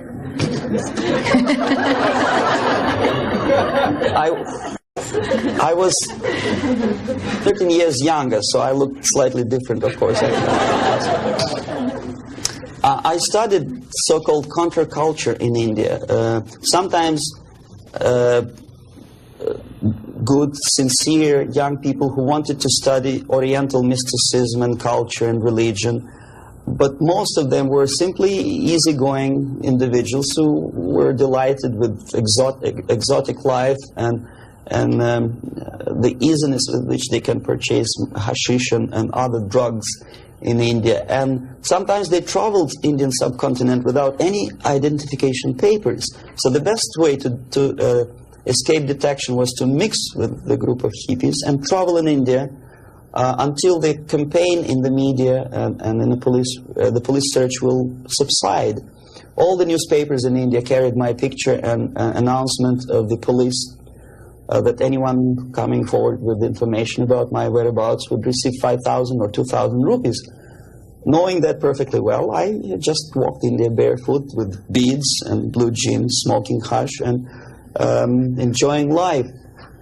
Until I found sympathetic journalists who smuggled me from India to Greece. Mind you, that was a military dictatorship at that time. Then only I approached American CIA, and they helped me to land in Canada as a legit, ordinary immigrant.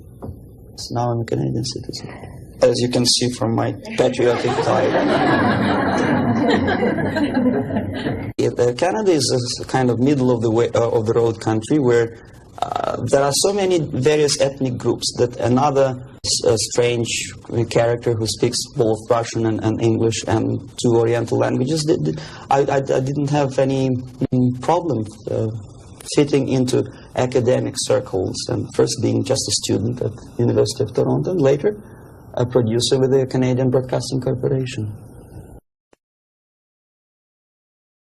I think it was successful, and until and unless there'll be follow-up to that movie, it will remain as an open wound in the United States, as a scare tactic, which in this particular case, I'm not sure whether KGB paid for production of that movie or not, but it's totally irrelevant. What is the most important, unless after seeing the tragic sequences of the nuclear attack, American population is not explained what to do about it. If you still stop at that and let it be, obviously, this is the scare tactic, this is the greatest harm done to United States by Americans, by American filmmaker. I bet on drop of an all his disinformation system could not possibly do that much harm to the United States. When you see something obviously sponsored by the Soviets, you understand, well, this is propaganda. You may or may not agree with this depending on your background and intelligence and education. But here it's a subtle approach, playing on the most sensitive strings of your soul, appealing to the most basic instincts of human nature, survival. But there are no answers. How to survive? Well, obviously, disarmament is not the answer, simply because some people naively expect Andropov to blush out of shame and reduce the number of warheads. It doesn't happen this way. We are facing unresponsive, irresponsible group of people for whom nuclear war is not a theory, it's a practice, and the military strategy of the Soviet Union is designed to do nuclear war and to survive and possibly to win. I started my military training when I was 6 or 7 years old, when I entered secondary school. And I graduated in '63 after almost 15 years of continuous training as a junior lieutenant of reserve of the Soviet Army. And psychologically, every Soviet citizen is well prepared for war, nuclear war. And technically, he is equipped with facilities and the knowledge how to use it in case of war or natural disaster. Doesn't matter. Survival tactics and survival methods are taught extensively in various manners. They are exposed to documentary movies about nuclear war. They know the technical data of radiation or contamination of air and land. They know the organizational patterns of civil defense to such an extent that even if there is no nuclear attack, even if there is a conventional warfare, each individual at a certain time knows exactly where to go, what to do, where is the shelter, whom to call by telephone, which is not the case, unfortunately, in the United States. I think if a bomb, ordinary bomb, maybe a stink bomb is dropped in the middle of Los Angeles, most of the people will not die of atomic radiation. They will die of panic. They will run, and the traffic jams and the panic will kill more people than anything else. And where do they go? Is there any literature about how to protect an individual? Is the medical first aid treatment? It's not taught to kids in American colleges, unfortunately. For example, there's obvious tension in the world. Television newscasts inform American family about happenings in East and West Germany. And only at the last moment they decide to bring the canned food down to the basement. It's a sheer idiocy. Why not to have them in the basement at peacetime? Number two, there's very realistic picture of what happens when the first nuclear bomb strikes a big city, Kansas City, I think. And people a big panoramic picture shows almost an anthill when people are disoriented totally. That would produce love in Russia, because unlike that, Soviets know exactly what to do. There'll be much less panic, if at all.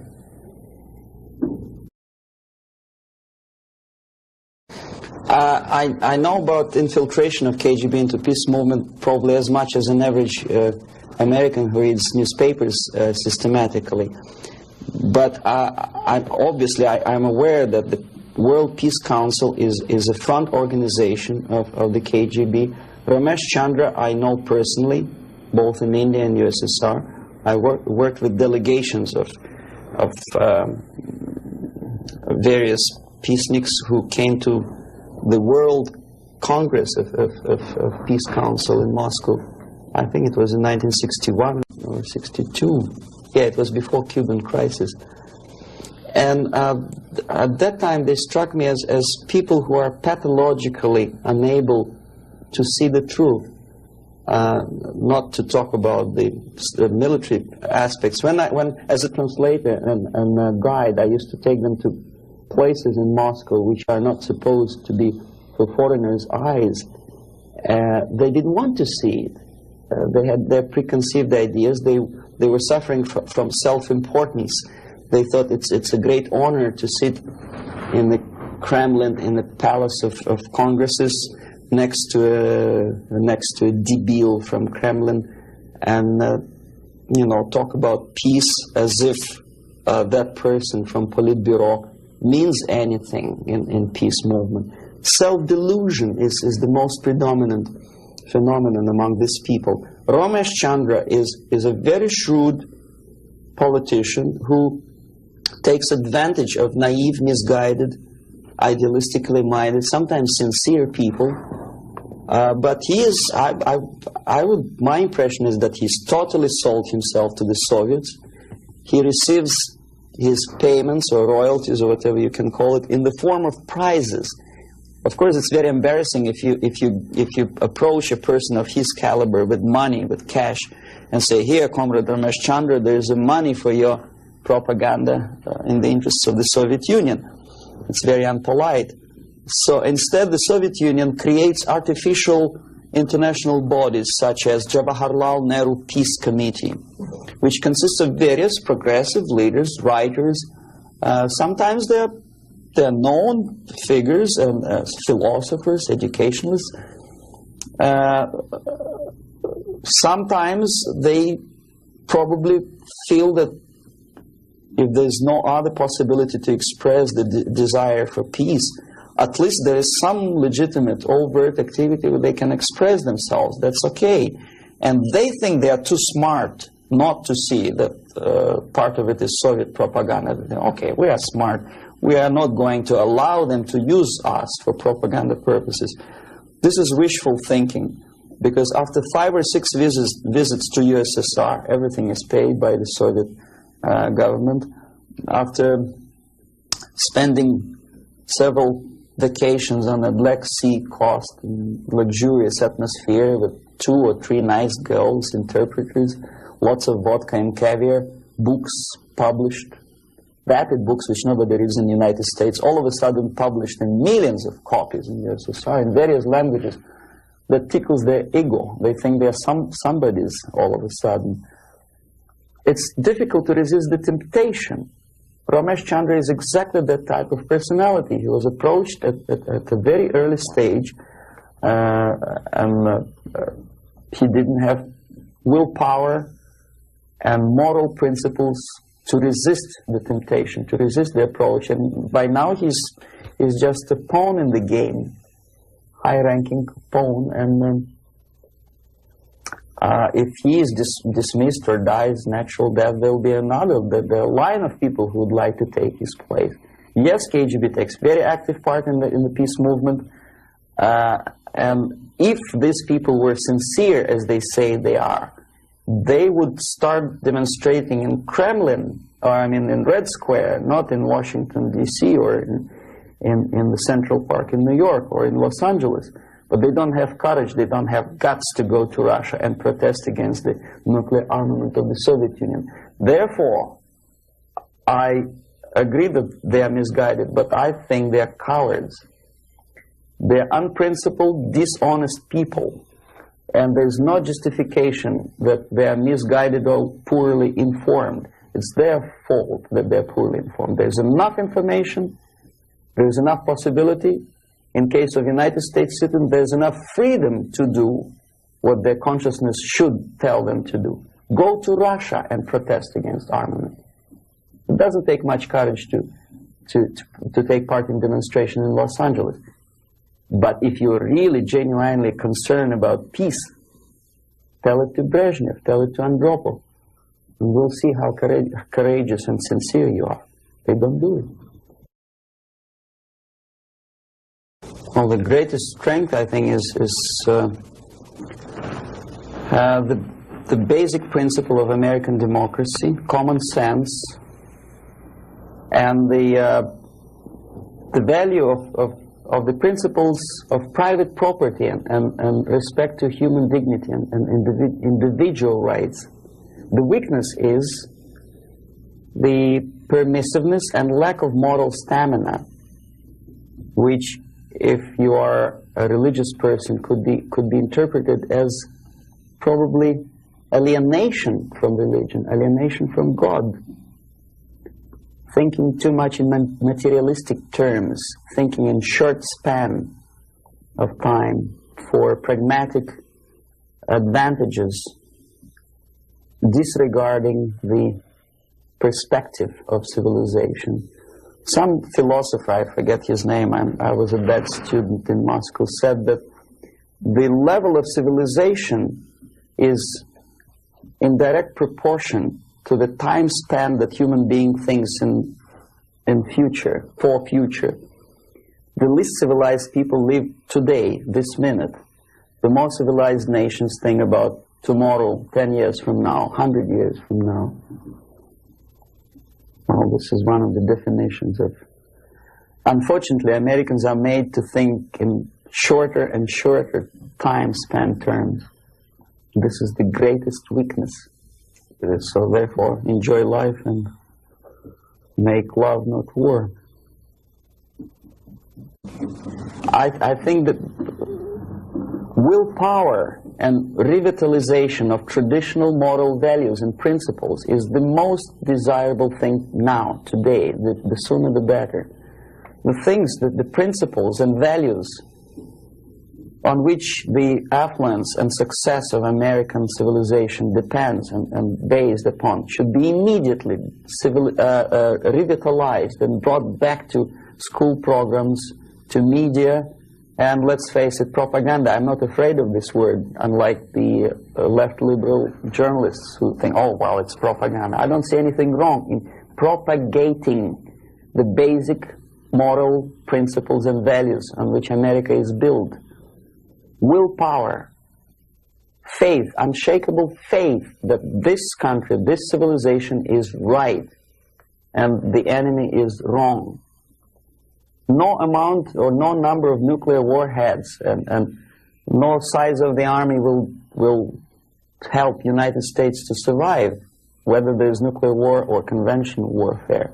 Vietnam proved very clearly that with all the technology, with all the supersonic bombers and napalm and whatnot, electronic gadgets and cold beer and Coca-Cola, you cannot defeat an enemy unless you are fighting and have faith in the righteousness of your fight. So that's the most urgent thing, I think. Wake up and convince yourself that you are on the right side. There should not be no neutralism or objectivity. Or objectivity is good when you are discussing philosophical concepts. In today's world, if you are neutral, you are already an enemy of your own country. You have to actively take part of your country, your side. One of the reasons of my defection is that I took side. I was decided to take part, to take choice, to make my own personal choice. For some strange reason today it's very fashionable, it's considered to be an intellectual chic, not to take sides. Academic media, academic circles, Hollywood stars, politicians, they think it's very fashionable, it's intellectual to be non-allied, non-committed, neutral. It's not intellectual, it's suicidal.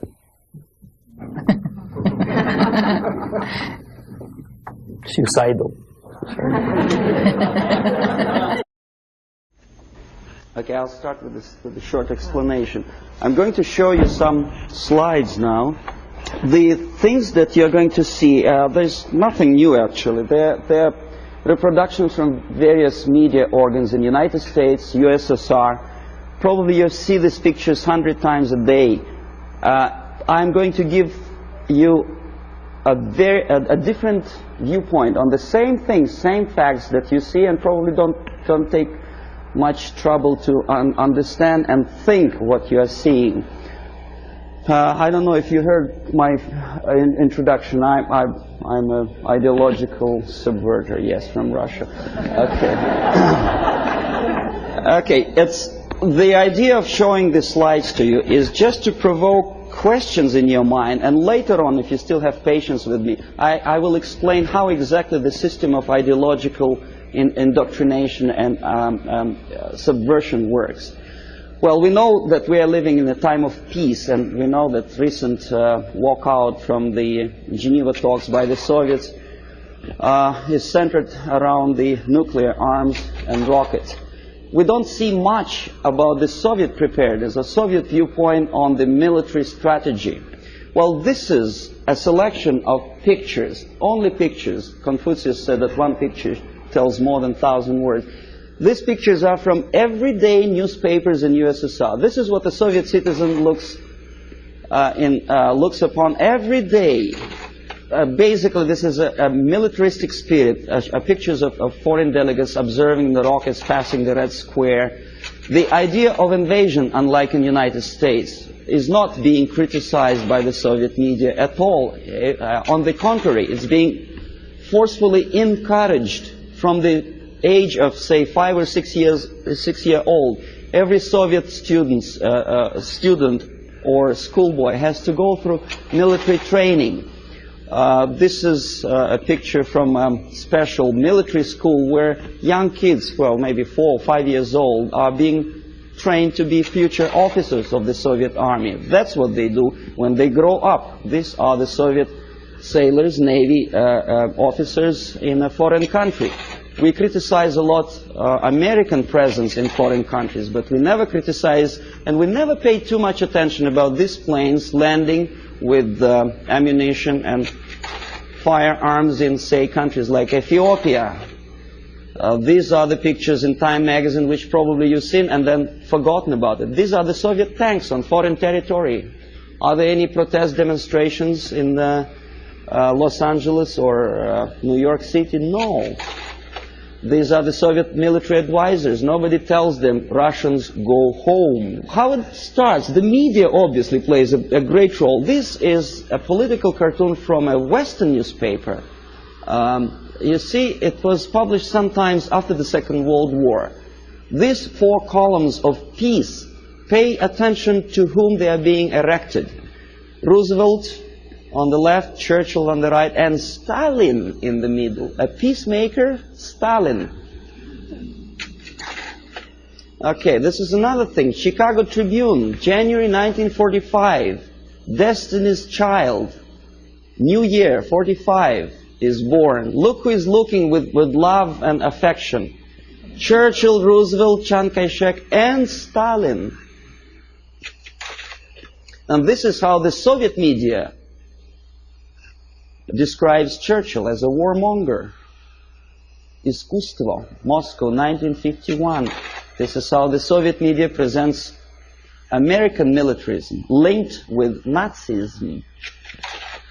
This is how the Soviet media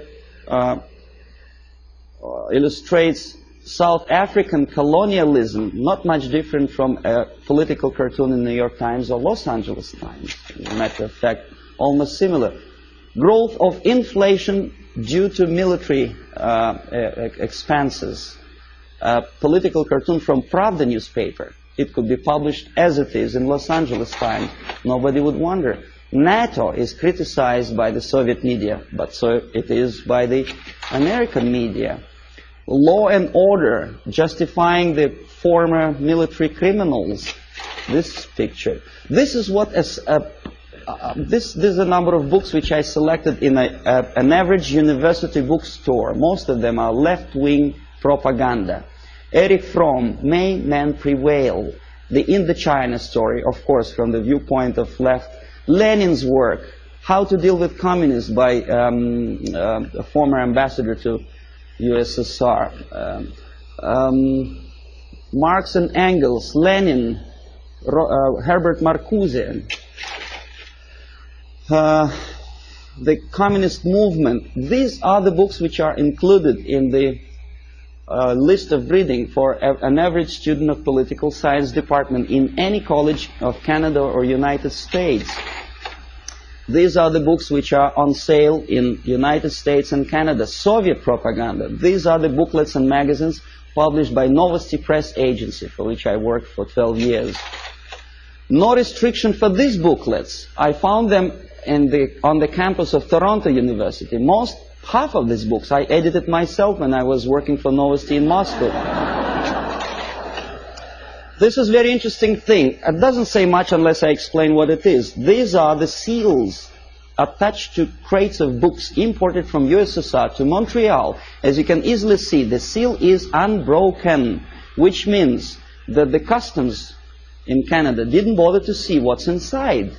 And as I know from my personal experience, we used to import machine guns, AK-47 and ammunition through India to Bangladesh in exactly the same crates, signed printed matter to Dhaka University. This is what editor of Time magazine suggests you to read at the time of invasion, fall of Southeast Asia to communists. Solzhenitsyn's Gulag Archipelago is on the bottom of the list according to the editor's choice.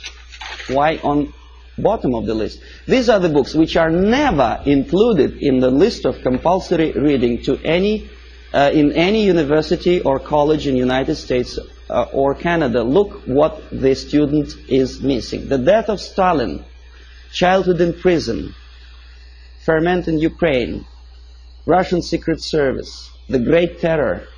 These are the books which for some strange reason Americans are denied the freedom and right to read. Why America is in global retreat? Have you ever seen this book on a campus? No, of course not. I know that. Anthony Sutton, National Suicide. Have you ever had a chance to read that book? Oh, you had? Well, good.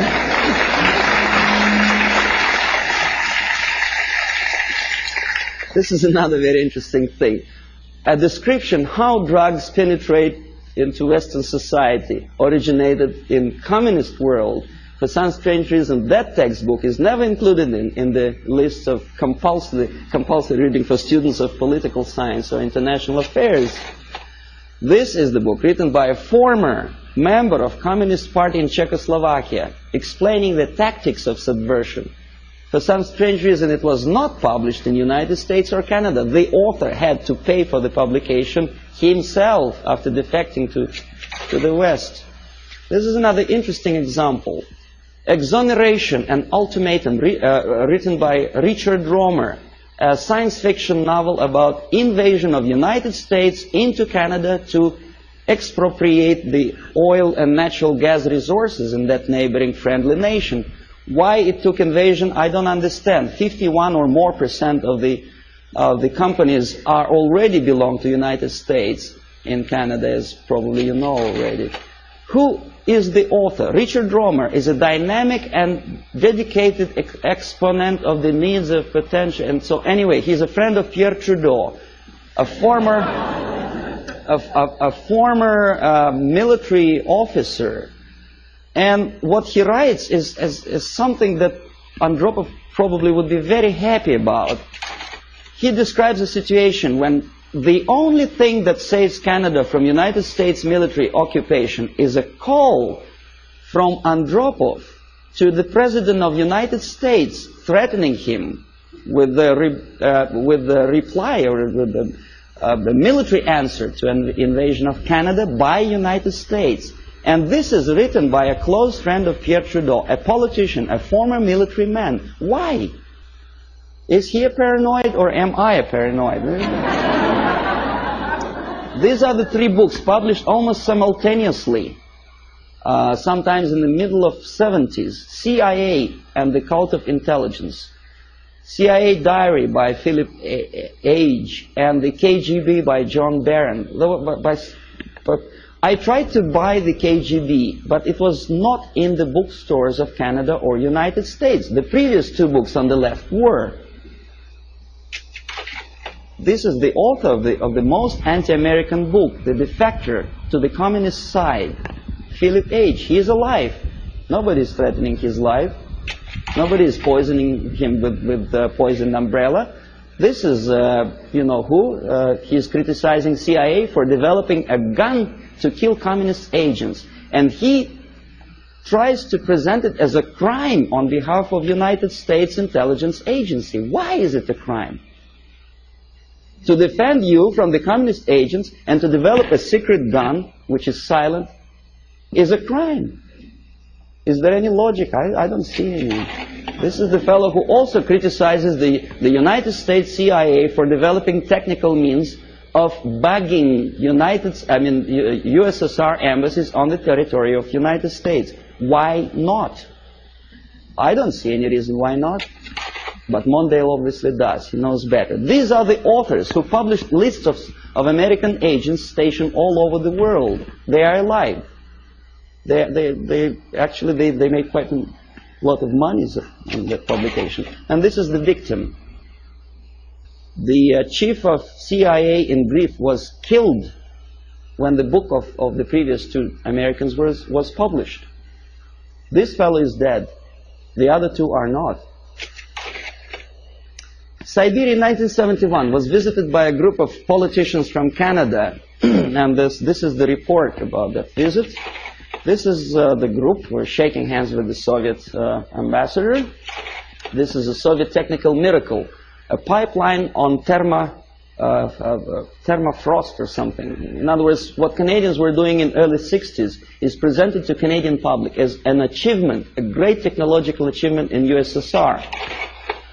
This is the route of their travel in Siberia.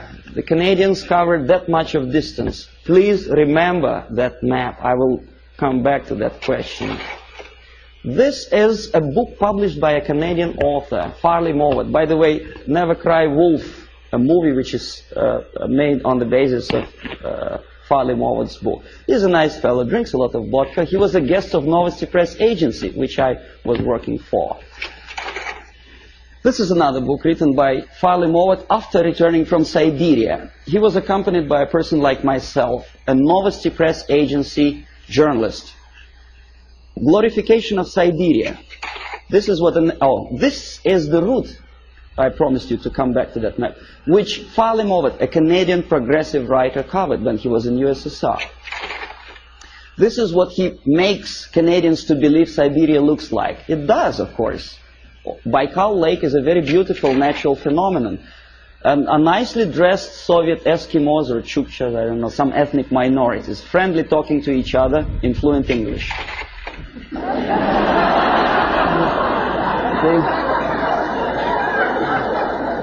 The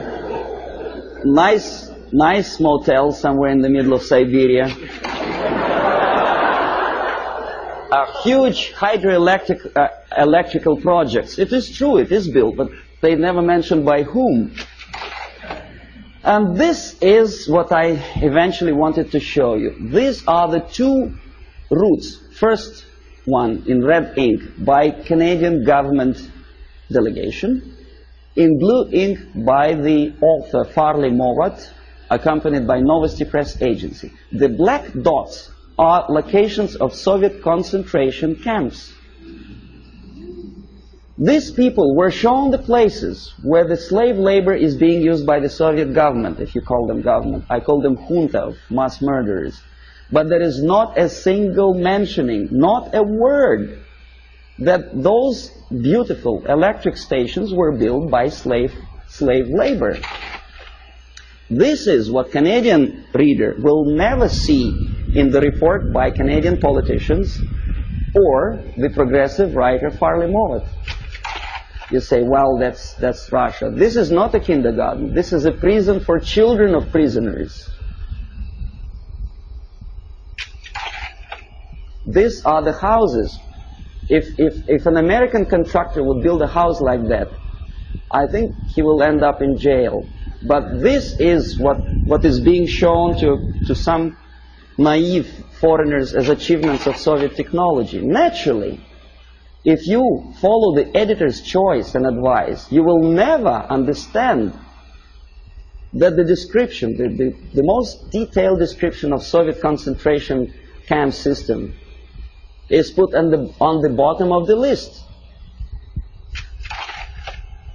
You say, well, maybe in USSR, the concentration camp is nothing surprising. Well, this is a concentration camp in Southeast Asia, in Cambodia. Same thing. Slave labor. This is what happens to slave laborers when they don't obey the orders. They are being executed, not by firing squad, because bullets are too expensive, by shovels, crushing skulls. This is the victory of communism for you. This is what happens to their children. And this is the originator of this slaughterhouse, Cambodian Premier Pol Pot, during interview with Time magazine. Very nice, plump, fatherly image. You are made to believe that Holocaust happened during the Second World War is something that may happen again. It may, but the originator of it may not necessarily be the Nazis. We don't have any Nazi submarines roaming around the shores of the United States and Canada.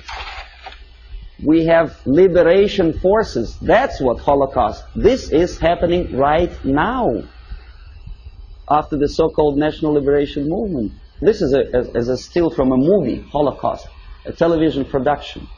The Nazis are shooting the prisoners, the Jews. We are made to, well, it's horrible, of course, there's no denial. It happened many years ago, and the tactic which I will explain you later, if you have patience with me, is sidetracking your opinion from present danger to the past. From this is present time, this is past time. This is happening right now in Asia, Africa, and Latin America. Is there any movie about Holocaust which happens now? No. This is what happens in, well, it did happen in Rhodesia before it becomes Zimbabwe. It's a black girl, by the way, not a white one. This is the result of the socialist movement. These people were killed by those who are now in power in Zimbabwe. And we call them reverend bishops or whatever. This is the supply of Soviet arms to Rhodesia before it turned into Zimbabwe. And this is a very interesting picture. A poor South African is showing his internal passport, saying that there's no freedom and he has to live wherever he's assigned to live by the police.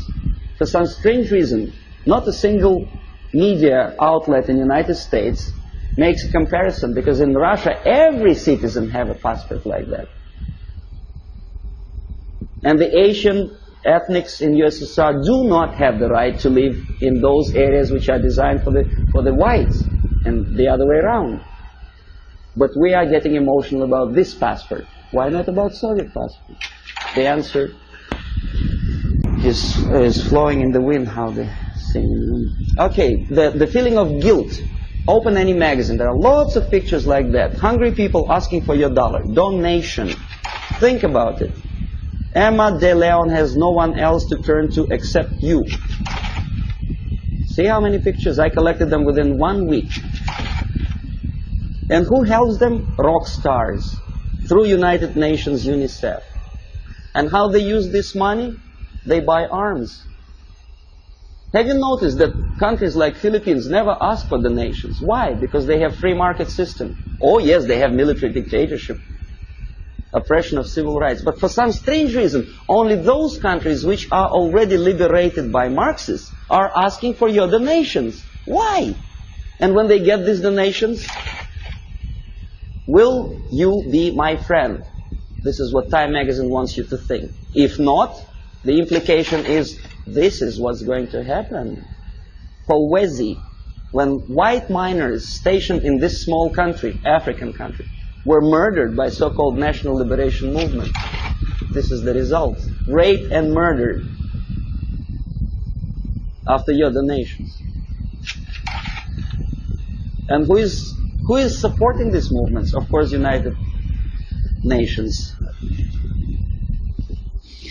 Okay, we'll come later on to the question of semantic manipulation. Everybody knows that United Nations is not united and it's not nations, but we continue to call them.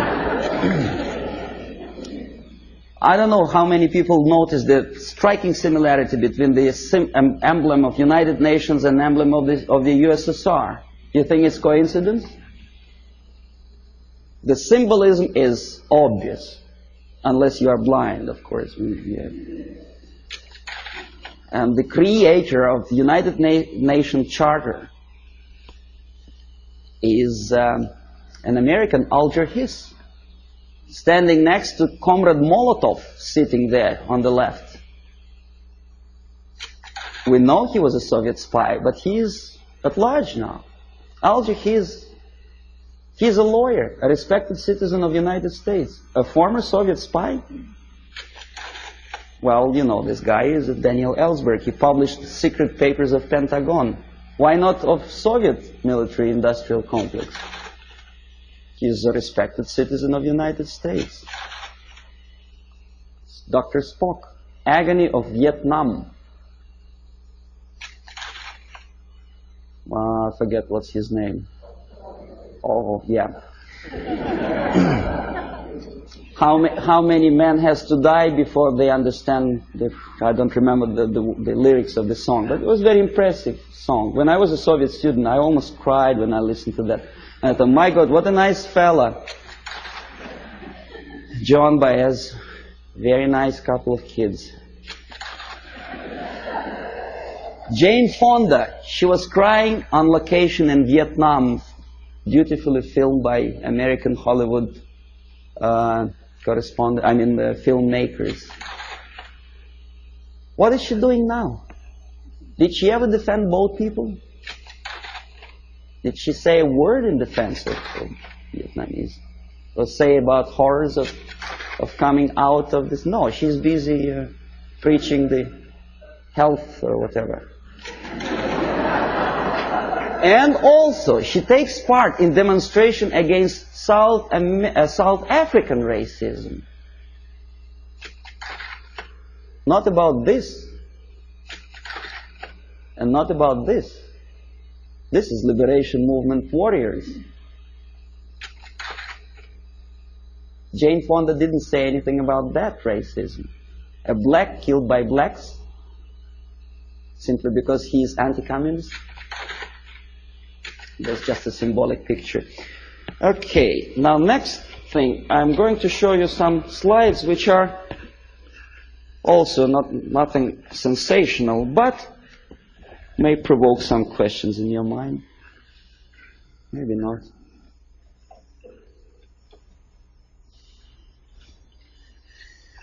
Okay. The more questions you have, the better, because we'll come to systematic explanation of the phenomenon later. Now I want you just to get excited. Hollywood actress talking to Fidel Castro. Nothing wrong, of course. Depends what is the message or what's the subject of talking. I bet you never heard about this fella. He's an American singer, Dean Reed. He's singing in Moscow for some strange reason. And you know what he's singing about?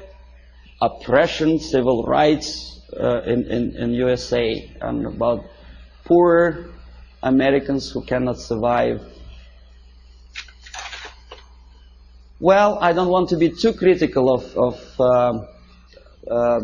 Pope of Catholic Church, but some statements which he made at the earlier years of his becoming a pontiff of Catholic Church, strikingly unpleasant to me. Communism and church can coexist. Can they? Well, you should ask Russian Orthodox priests who were literally exterminated by the Soviet communists. Communism and church can coexist. I don't think so. Catholic Times. I collected this newspaper in a Catholic church, which I attend, although I'm Orthodox Christian, as Russians, most of them are. But I do come to Catholic church because my wife is a Catholic, so I don't see much difference, because God, I suppose, is one, so Jesus Christ is also the same, which church, whichever you go. But Christians and socialism is something that doesn't really appeal to me. I don't know, how about you? Social justice central to gospel, is it? I never heard about it. Join with Marxists? It's from the same newspaper. And that's how they joined the Marxists. Nicaragua, before Sandinista came to power. A priest with machine gun behind his back.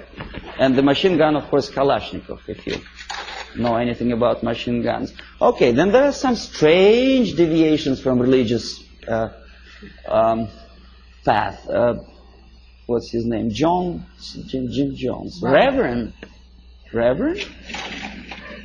Nice looking guy with adopted kids and shaking hands with a politician, Mayor George Moscone in 1976. Very nice. That's how it all ended, you remember. More than 900 people who poisoned themselves together with their kids in Guyana. This is a very interesting picture. It's not very clear. Instead of Jesus Christ, they put a naked lady, you know, in the church. Strange, huh? Of course it's strange. Crucifix of a woman for Palm Sunday. Boy, Jesus Christ would turn in his grave if he were engraved.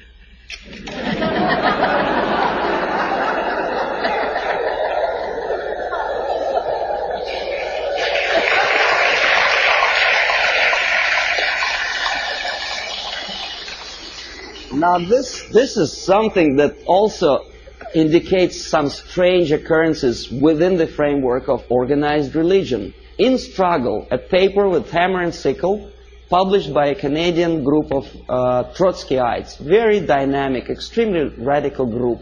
They challenged the question, whose democracy is this? Meaning that Canadian democracy is not democracy at all, simply because that radical group is challenged by the local police. Right? So nothing new, we know about this. But look where this paper is being distributed. Political repression, Friday, October, Bathurst Street, United Church. Strange, huh? See, this is the same leaflet, enlarged. This is another thing. President Carter handed over an antique crown belonged to Church of Hungary to the present communist regime of Hungary. Why? I don't understand. To make them friendlier to church? I doubt. Feminist movement. I don't know how you feel about feminism. I don't think that to be equal with men, you have to politicize your movement. You cannot legislate equality. You have to be equal. But that distracts your mind from real issues of family, loyalty, and well, if you feel moral foundations, and they make a great political capital on that. First Lady of the United States sitting to some kind of, I forget what her name was, exposing her tits to the media. I mean, this is, and by the American media standards, this is something normal, acceptable. A First Lady of the United States together with a lady who burns her bra. I don't know. Well, ladies in the army, of course, I don't know what's your opinion. I never heard about girls in the Soviet army, especially in the infantry force, simply because when they have period, that may create a problem for invasion of, say, Afghanistan.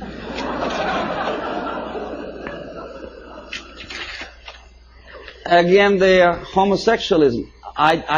To be honest, me personally, I don't like the idea of homosexuality. I think it's unhygienic. But homosexuality in the army, making heroes of them, gays on the march. Why? Why to have copulation in a natural manner deserves a public opinion, attention, and a political force?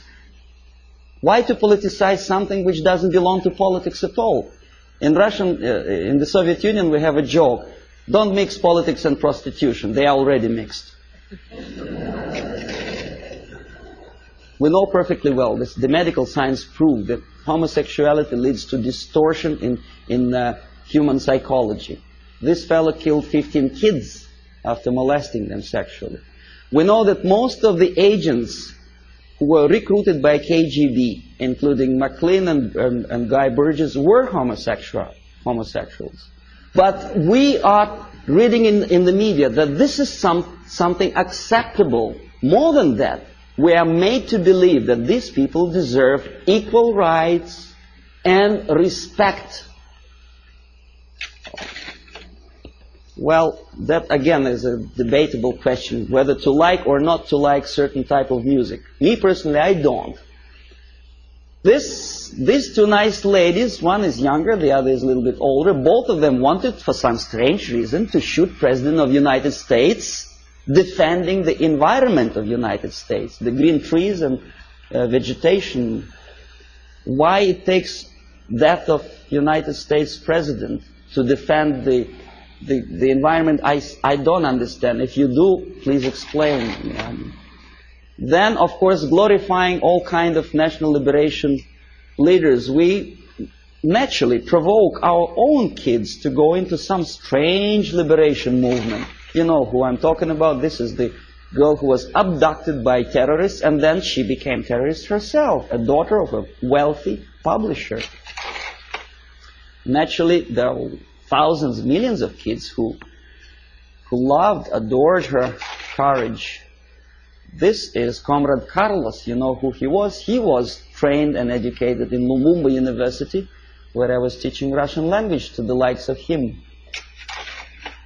That's the result of the activity when they come back home. Aldo Moro was killed by Red Army terrorists who wanted to liberate Italians from something. I don't know from whom. These are the persons who were part of Baader-Meinhof gang. And this is a person who also liberates someone from someone. I don't exactly know, obviously, Indians from whites in the United States. But pay attention what he holds in his hand. It's Kalashnikov, AK-47. I know it by heart. I can put it apart with my eyes closed. War on terrorism. Does it exist? Apart from verbal war. This is what I have collected on a campus in Canada, Carleton University, Ottawa. Left-wing tabloids. That's how they instill in the minds of people, young people, that to fight is the only way, the violence, death is the only way to achieve rights of Palestinian people, other people, Quebec separatists, and jobs and peace. Obviously, you cannot get job if you spend all your time walking up and down streets with posters like that. You have to go to a place where the jobs are. And of course, to find a job, the most unsuccessful way to find a job is to read papers like that. Don't feel like working. This is something another. This is a Playboy magazine. Probably you heard the story about Larry Flint, how successful is he to attract attention of media and public opinion by doing crazy things, getting involved in court case of the car manufacturer. Why he wants to do it, I don't know, but what he does attracts some strange mass attention. Playboy magazine makes jokes about Russian sex. That's the image they want to present to American people. But they don't explain to American people that the process of demoralization is not a question of joke. This is Portugal after socialists came to power. On your left is a prostitute who was imported from East Germany to Lisbon. A communist prostitute in a country which is just had its successful socialist revolution. Very interesting. What for? To make money? No, I'll tell you later. On the right, pornographic literature in a country with strong Catholic moral principles. Well, I don't know how many people of you like to drink alcohol. I did. But I noticed that some ads in magazines have some strange desire to joke about alcohol. And the jokes are closely related to justification of Soviet, Russian presence. A prominent Russian joined the Secret Service. Something to joke about while you drink vodka. I don't see any humor in that. Do you?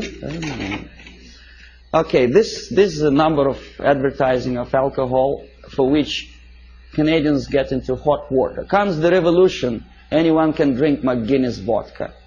Alberta vodka is superimposed on the picture of cruiser battleship Aurora.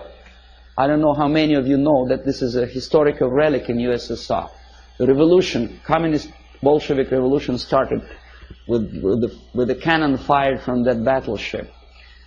And obviously Soviet embassy was insulted, so they sent a protest note to Pierre Trudeau, and the picture was removed from the magazine.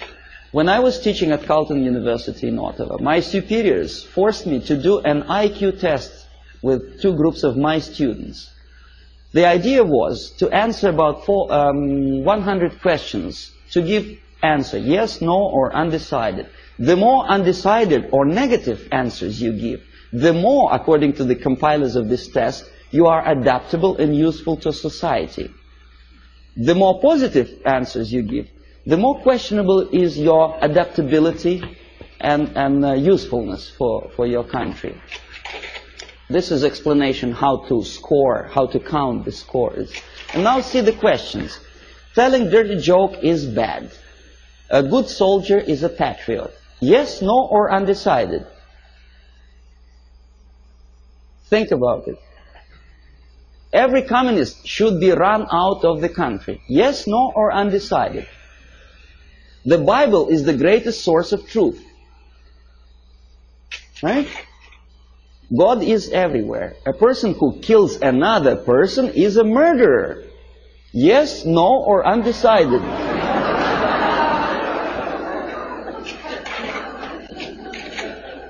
Okay, now, if you don't believe me, let's come back. See, I want to repeat you once again the conditions of the scoring. The more undecided and negative answers you give, the more you are adaptable and flexible and useful for the society. Do you understand what they are doing to kids? Okay, they are doing two things at a time. They teach them moral relativism. They teach them how to lie to get a greater score. Because obviously a child would say if a person killed another person, he is a murderer. But for the sake of getting a higher score, obviously a student would put no or undecided. So you teach your kid how to lie to be successful and to look adaptable and useful for society. Well, obviously I had to do that test, but I added one more question to that thing. My own question. I said, what kind of society you are going to be useful to?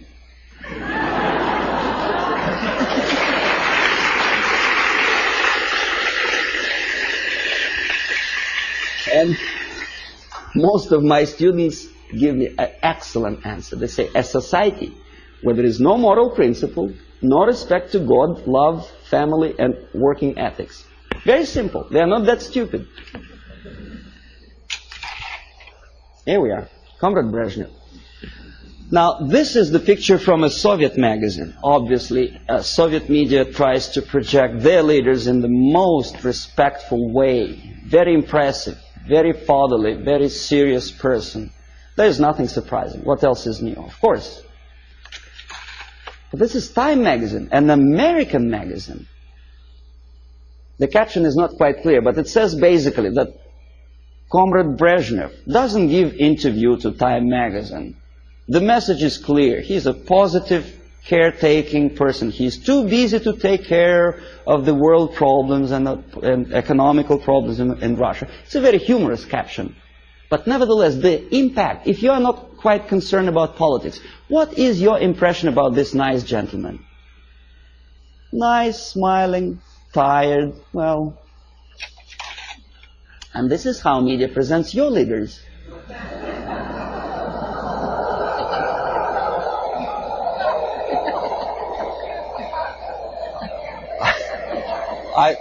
I don't know whether he deserves to be presented like that or not. This is a different question.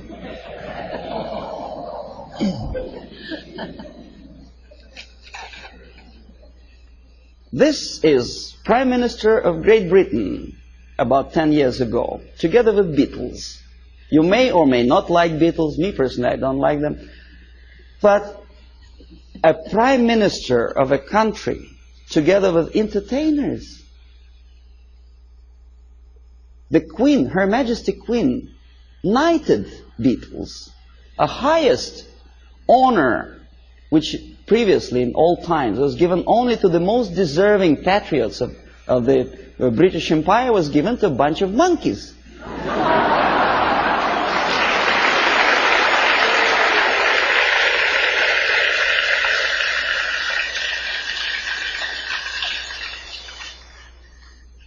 Valéry Giscard d'Estaing is playing football. He's our guy. He plays piano. No, never mind what he does for politics or world problems. He's nice, charming personality. Helmut Schmidt is taking part in a circus performance. Nice, charismatic leader. Never mind what his policies are. He's popular. He's in the section of People of Time magazine. First Lady of the United States together with the pop singer, folk song singer. Well, so what? You know, we had a saying in Russia that in old times, clowns were entertaining the royalty. Today, the mightiest of the world think it's a privilege to appear with entertainers. It's just the reverse of the old principle, you know. They are the entertainers of entertainers because they want it for their political career. Ed Kennedy dances in Moscow. Why? I mean, is that his business to go to USSR? Why doesn't he occupy himself with something more relevant to the urging problems of the world? He thinks he is going to be popular. In America, maybe, but in Russia, they look at him as a schmuck out of his mind.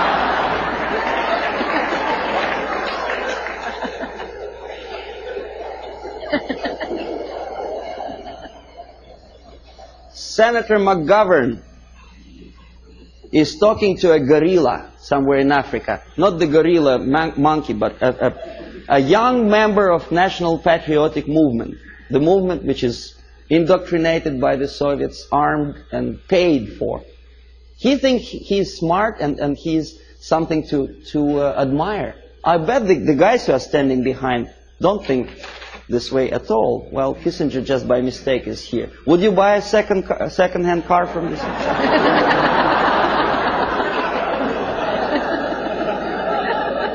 Pierre Trudeau, Prime Minister of one of the most developed industrial nations, independent nation in the world, is befriended by Fidel Castro.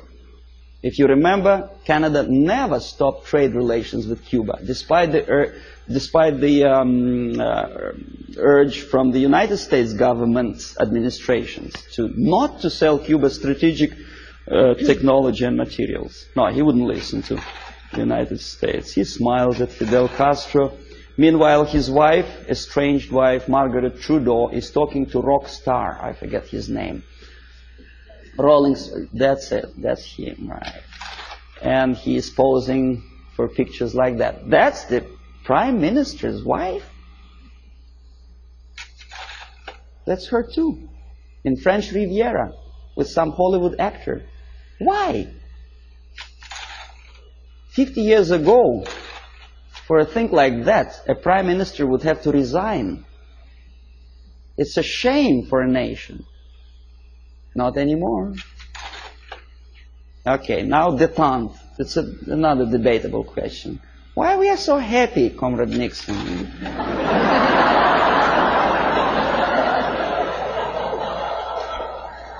What is so funny? I would like to ask.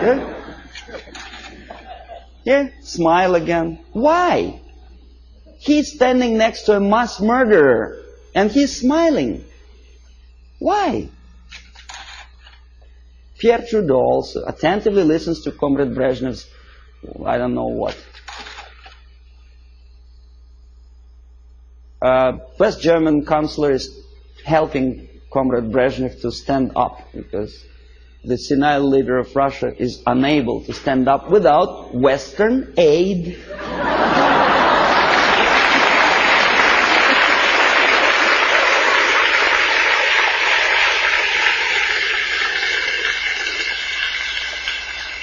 Well, you may say, well, it's West Germans. They're too close to Russia. Probably they do it just in case.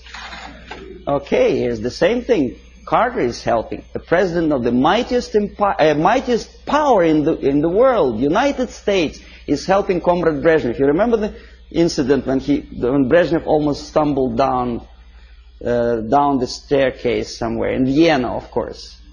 And thanks to Carter, he didn't fall. Andrew Young is talking to a dictator in Africa. Again, McGovern, I think, is talking to Agostino Neto, a Soviet puppet in Luanda. Why? Is it that necessary to be friendly, to smile at each other? Now we're coming to space, from Earth to space. Clouds over the space program. Why clouds? Mind you, this is after 3 or 4 successful landing on Moon. Why clouds? Okay, here's 2 pictures. Left, Soviet cosmonaut walking into Kremlin Hall for a ceremonious reception. On the right, 2 American cosmonauts casually watching TV.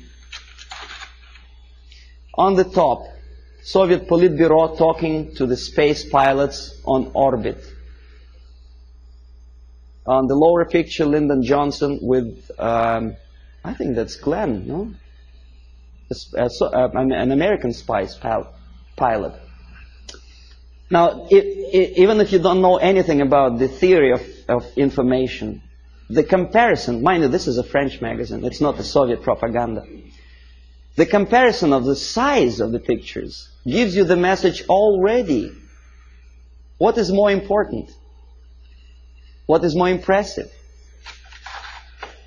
Here, a picture from Soviet newspaper Pravda. A Soviet schoolboy compares 2 replicas of Soviet Soyuz spacecraft and American Apollo. Friendship in space, détente, right? Pay attention to the size of the spacecrafts. They are almost identical, right? Now this is what the size, almost actual size is. The American spacecraft is on the left. It's almost twice as big as the Soviet one, right? Okay, this is a Soviet picture. This is an American picture with true sizes. Okay? You say, well, Soviet media, of course, tries to diminish the successes of the American space program. Now, this is an American media. On the left, a Soviet moon walker or Soviet probe on Moon. On the right side, an American space Volkswagen, as they say. It actually was used on the surface of Moon. The sizes are almost identical, right? Wrong. The thing on the left is the size of a tea kettle. In other words, about 100 times smaller. But Time magazine does not explain it to the readers. An average person in the United States has an impression that the junk on the left is as important and as successful as the masterpiece of technology produced by American mind and ingenuity. Okay, you remember Skylab? There was a time when it just about to fall down on the United States or any other country. And the Pentagon was very worried. There were pictures, there were discussions on TV. Some strange characters even started joking about it. See the Skylab target. A lot of emotions expressed about the failure of United States Skylab. A lot of bitter opinions were expressed about the unnecessary spending on space research. But when Soviet nuclear-powered satellite fell on the territory of Canada, there was no protest demonstrations, there were nothing like that. Nowhere in the world. Ask yourself why. According to some information, this was not a satellite at all. It was a flying atomic bomb. Canadians spent something like $15 million just to find the junk on their own territory. Thanks God it fell in inhabited areas of Canada, in Northwest Territories, where only penguins live. Well, what if it fell on Toronto? A flying nuclear bomb? Oh boy. But no protests. Here, Soviet ambassador Anatoly Dobrynin happily looking at the linking of American and Soviet spacecraft. In where? In American Grounds Control Center. This is a picture from Time magazine. This is also a picture from Time magazine.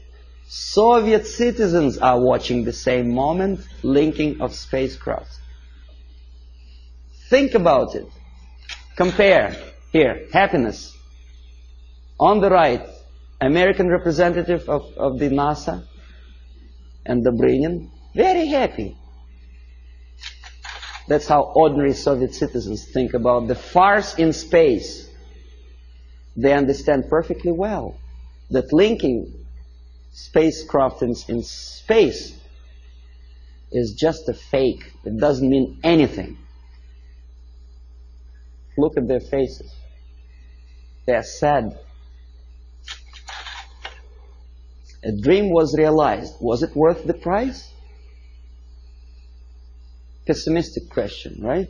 After all the successes of American space program, the media tries to instill in your mind a doubt, pessimism.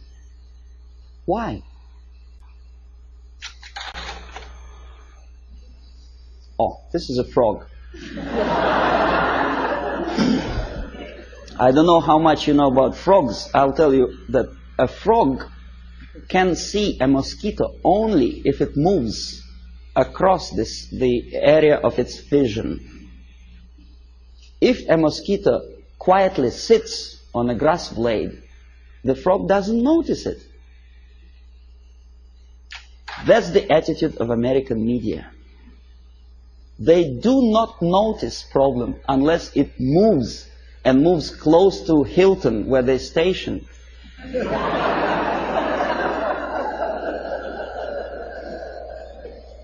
These are the people who may file a suit against me if I call them liars, but that's exactly what they are. They've been lying to you for years and years about the situation in Vietnam, in Russia. They were selling commercials, deodorizers and cars. And they sold you a rotten information, disinformation of what happens in the world. They have a vision of frog, but they look like semi-gods to you. And if I challenge their credibility, probably the people will call me a paranoid or a very nasty person. I may be a nasty person, but that's my opinion. I was a person who used to take these people for a ride when I was working for the Soviet side. Okay, if you don't believe me, here, one of the most conservative newspapers, in this particular case it's a Canadian newspaper, the Globe and Mail, editorial page. Nothing special, right? The malaise of liberal democracies. Saving Bhutto, former president of Pakistan, called priority. And then there is another article on the right here. U.S. out to dominate Pacific, Russians claim. Well, obviously somebody's opinion, right? Nothing unusual for an average reader. Russians claim that United States out to dominate Pacific. The idea is that, well, United States is obviously aggressive and they want to dominate something and Russians are unhappy about it. Somebody says. You read an article and probably you may agree or disagree, but you have a feeling, the message of urgency. The nasty Americans again out to dominate Pacific. Now look who is the author. Alexander Malishkin, Novosti Press Agency. Not a word. Who is Malishkin and what is Novosti Press Agency? An average reader will accept this article as a legitimate, overt expression of an ordinary journalist. It is not an opinion. It's a fabrication by an extension of KGB. Novosti Press Agency is organization for which I worked for 12 years. This is highest example of dishonesty and disinformation. Just one line more would explain to an average reader what is that he is reading. But alas, there is no explanation. Now this is the monument to Mother Russia in former Stalingrad. Now it is Volgograd. The statue is designed to instill feeling of patriotism and I don't know what else.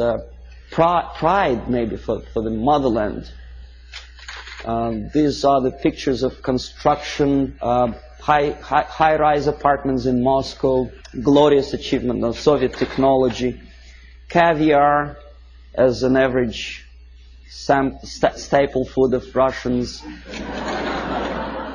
These are the minks and furs that Soviet citizens wear. You know, that's how they look when they relax. Fat, nice ladies, you know. You think it's Soviet propaganda? No, comrades. This is also some fashions, latest fashions from Russia, right from Kremlin, for an average Soviet housewife. Well, obviously, it doesn't take much intelligence to understand that this is not quite true. And obviously, it has something to do with the Soviet propaganda. The myths and the realities of the KGB, you see, you don't see the... From Stalin to Kosygin, The Myth and the Realities, by Avril Harriman, a former ambassador of the United States to USSR. Very complimenting article to the Soviet system.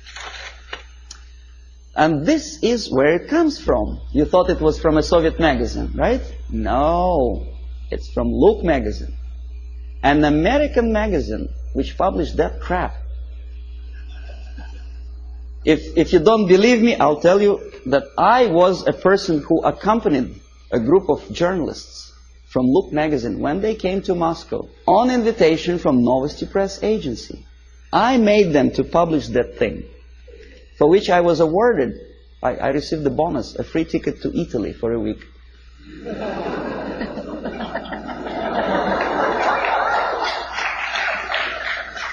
Now, this has looked like sheer high-class idiocy, but unfortunately, this is exactly what happened. It didn't took me much effort to convince the Americans, to tell the American journalists from Look magazine, to bring back this magazine, to dedicate the whole issue to the glorious anniversary of Soviet Revolution.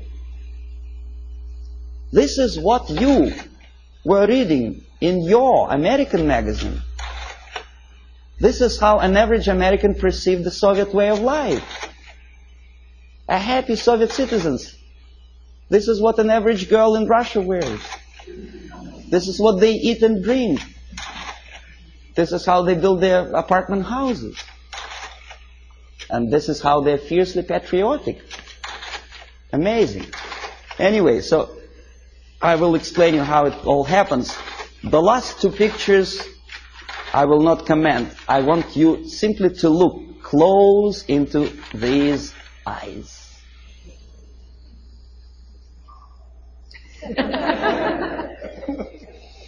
This is the person who wants to liberate you. Wanted, at least. Not anymore. He is dead. But there are many other people with the same type of eyes. If I were a deeply religious person, my answer to that picture would be, these are the eyes of a Satan. He is nice fellow, right? United Nations celebrated back in 1969, I think, the 100th anniversary of his birthday. The greatest leader of mankind. God forbid us to have leaders like that. Well, that's all. So that.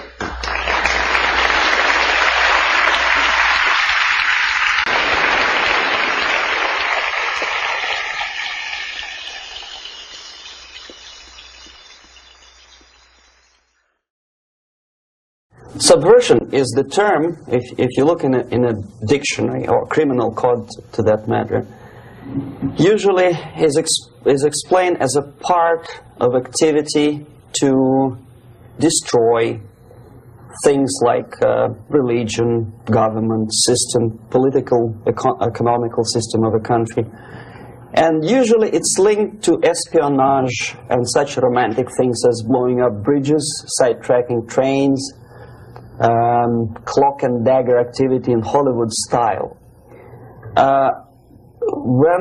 What I'm going to talk about now has absolutely nothing to do with the cliché of espionage or KGB activity of collecting information. So the greatest mistake or misconception, I think, is that whenever we are talking about KGB, for some strange reason, starting from Hollywood movie makers to professors of political science and quote-unquote experts on Soviet affairs, or Kremlinologists as they call themselves, they think that the most desirable thing for Andropov and the whole KGB is to steal blueprints of some supersonic jet, bring it back to Soviet Union and sell it to the Soviet military-industrial complex. It's only partly true. If we take the whole time, money, and manpower that the Soviet Union and KGB in particular spends outside of USSR border, we will discover, of course there are no official statistics unlike with CIA or FBI, that the espionage as such occupies only 10 to 15% of money, time, and manpower. 15% of the activity of KGB. The rest, 85%, is always subversion.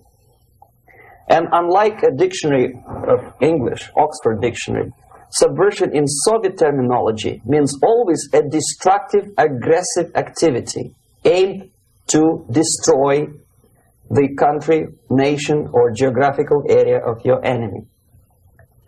So there's no romantics in there, absolutely. No blowing up bridges, no microfilms in Coca-Cola cans, nothing of that sort. No James Bond nonsense. It's most of this activity is overt, legitimate, and easily observable if you give yourself time and trouble to observe it. But according to the law and law enforcement systems of the Western civilization, it's not a crime. Exactly because of misconception, manipulation of terms.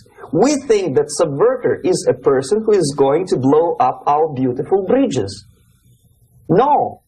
Subverter is a student who comes for exchange, a diplomat, an actor, an artist, a journalist like myself was 10 years ago.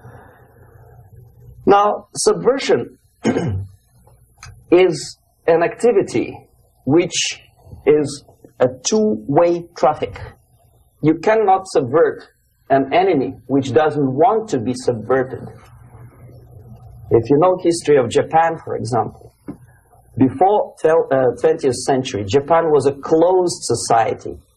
The moment a foreign boat comes to the shores of Japan, the Imperial Japanese Army politely tells them to get lost.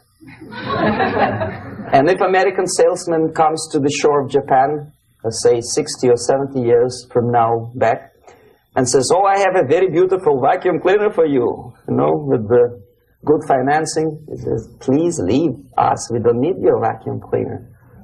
If they don't leave, they shoot them to preserve their culture, ideology, traditions, values intact.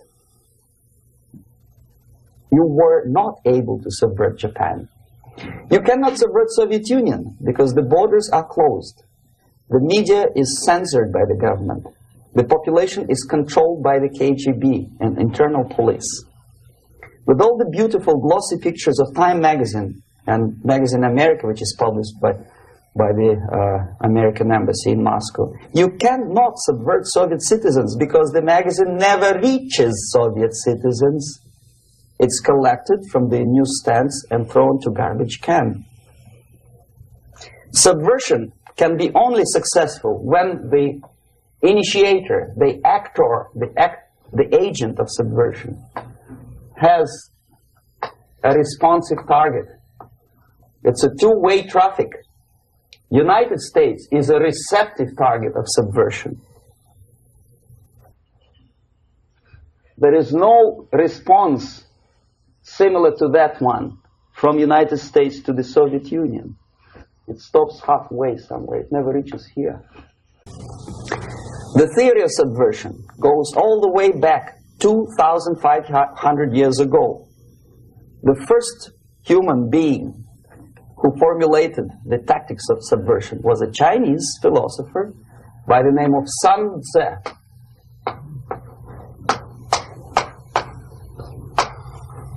2,500 years BC. He was an advisor for several imperial courts in ancient China. And he said, after long meditation, that to implement state policy in a warlike manner, it's the most counterproductive, barbaric, and inefficient to fight on a battlefield. You know that war is continuation of state policy, right? So if you want successfully to implement your state policy and you start fighting, this is the most idiotic way to do it. The highest art of warfare is not to fight at all, but to subvert anything of value in the country of your enemy, until such time that the perception of reality of your enemy is screwed up to such an extent that he does not perceive you as an enemy, and that your system, your civilization, and your ambitions look to your enemy as an alternative, if not desirable, then at least feasible. Better red than dead. That's the ultimate purpose, the final stage of subversion, after which you can simply take your enemy without a single shot being fired, if the subversion is successful. This is basically what subversion is. As you see, not a single mentioning of blowing up bridges. Of course, Sun Tzu didn't know about blowing up bridges. Maybe there were not that many bridges at that time. But the basics of subversion is being taught to every student of KGB school in USSR and to officers of military academies. I'm not sure if the same author is included in the list of reading for American officers, to say nothing about ordinary students of political science.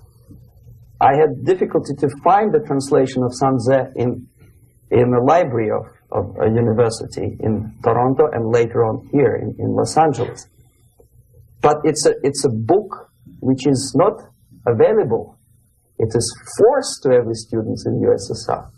Every student who is taught to be dealing further in his future career with foreigners. What subversion is? Basically, it consists of 4 periods, time-wise. If we start from here and go this way, time, right? This is the beginning point. The first stage of subversion is the process which is called, basically, demoralization. It says for itself what it is.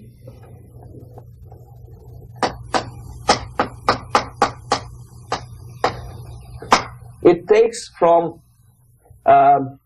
say, 15 to 20 years to demoralize a society.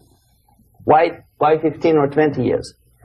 This is the time sufficient to educate one generation of students or children. One generation, one lifetime span of a person, a human being, which is dedicated to study, to shaping up the outlook, ideology, personality. No more, no less. Usually it takes from 15 to 20 years. What it includes? It includes influencing, or by various methods, infiltration, propaganda methods, direct contacts, doesn't really matter. I will describe them later. of various areas where public opinion is formulated or shaped.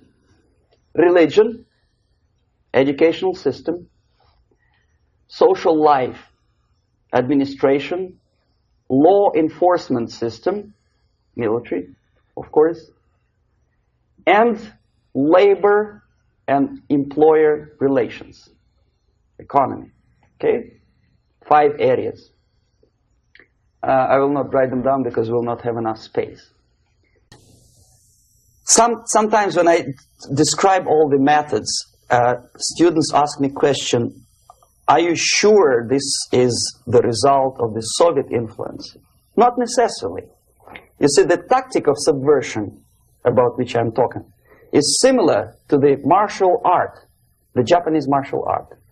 If some of you are familiar with that tactic, probably you will remember that if an enemy is bigger and heavier than yourself, it would be very painful to resist his direct strike. If a heavier person wants to strike me in the face, it would be very naive and counterproductive to stop his blow. The Chinese and Japanese judo art tells us what to do. First to avoid the strike, then to grab the fist and continue his movement in the direction where it was before, right? Until the enemy crashes in the wall. You see? So, what happens here? The target country obviously does something wrong. If it's a free democratic society, there are many different movements within the society. There obviously, in every society, there are people who are against this society. They may be simple criminals, ideologically in disagreement with the state policy, conscientious enemies, simply psychotic personalities who are against anything. Right?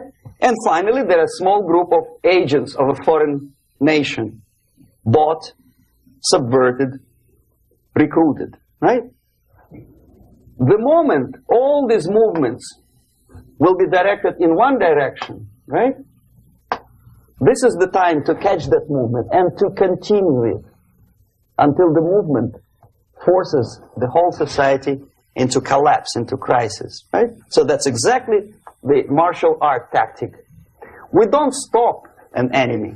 We let him go. We help him to go in the direction we want them to go. Okay?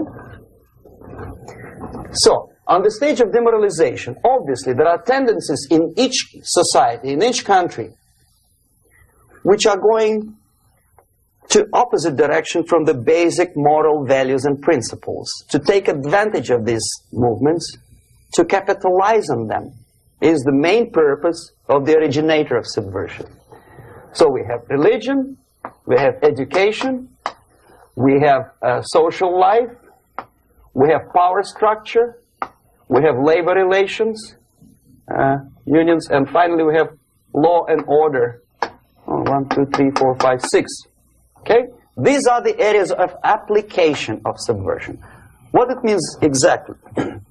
In case of religion, destroy it, ridicule it, replace it with various sects, cults, which bring people's attention, faith, whether it is naive, primitive, doesn't really matter.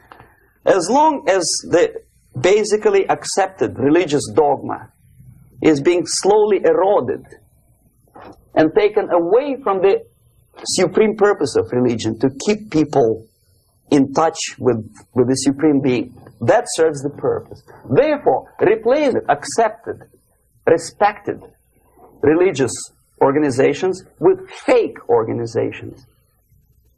Distract people's attention from the real faith and attract them to various different faiths. Education. Distract them from learning something which is constructive, pragmatic, efficient. Instead of mathematics, physics, foreign languages, chemistry, teach them history of urban warfare, natural food, home economy, your sexuality, anything, as long as it takes you away. Okay? Social life. Replace traditionally established institutions and organizations with fake organizations. Take away the initiative from people. Take away the responsibility from naturally established links between individuals, group of individuals, and society at large, and replace them with artificially, bureaucratically controlled bodies. Instead of social life and friendship between neighbors, establish social workers institutions. People who are on payroll of whom? Society? No. Bureaucracy. The main concern of social workers is not your family, not you, not social relations between groups of people. The main concern is to get the paycheck from the government. What will be the result of their social work doesn't really matter. They can develop all kind of concepts to show to the government and to the people that they're useful. Okay, away from the natural links, power structure. Okay, the natural bodies of administration, which are traditionally either elected by people at large or appointed by elected leaders of society, are being actively substituted by artificial bodies. The bodies of people, groups of people, whom nobody elected. Never. As a matter of fact, most of the people don't like them at all, and yet they exist. One of such group is media. Who elected them? How come they have so much power? Almost monopolistic power on your mind. They can rape your mind. But who elected them? How come they have a nerve to decide what is good and what is bad for the elected by you, president, and his administration? Who the hell are they? Spiro Agnew, who was hated by the liberal left, called them a bunch of enfeebled snobs. And that's exactly what they are. They think they know. They don't. The level of mediocrity. In a big establishment like New York Times, Los Angeles Times, major television network, you don't have to be excellent journalist. You have to be exactly a mediocre journalist. That's easier to survive. There's no competition anymore. You have your good, nice income, $100,000 a year. That's it. Whether you are better or worse doesn't really matter anymore. As soon as you're smiling to the camera and do your job. That's it. No more competition.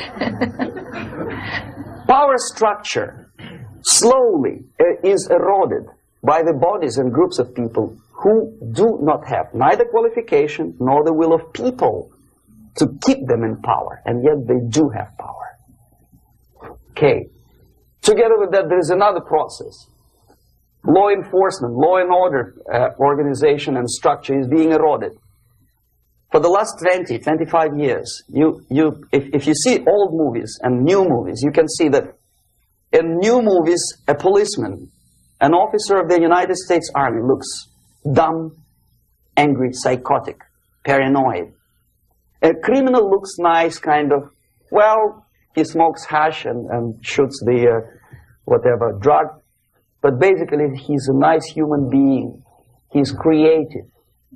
And he's unproductive only because society oppresses him. Whereby a general of Pentagon is always, by definition, a war maniac. A policeman is a pig, rude policeman. He abuses his power. No? A generalization like that. The hatred, the mistrust to the people who are supposed to protect you and enforce law and order. Moral relativity. The Angelo Buono process lasted 2 years in Los Angeles. And yet there are still some lawyers who say, look, he's a nice character, as a matter of fact. There was some witness who said, also a criminal, who said, well, he's a nice guy. I asked him one day to burn a house of my enemy, and he wouldn't do it. He's a nice fella. Erosion. A slow substitution of basic moral principles, whereby a criminal is not a criminal, actually. He's a defendant. Even if his guilt is proven, there is still a doubt to kill or not to kill, to be or not to be. Thou shalt not kill, yes, but this line may not necessarily be applicable to a murderer.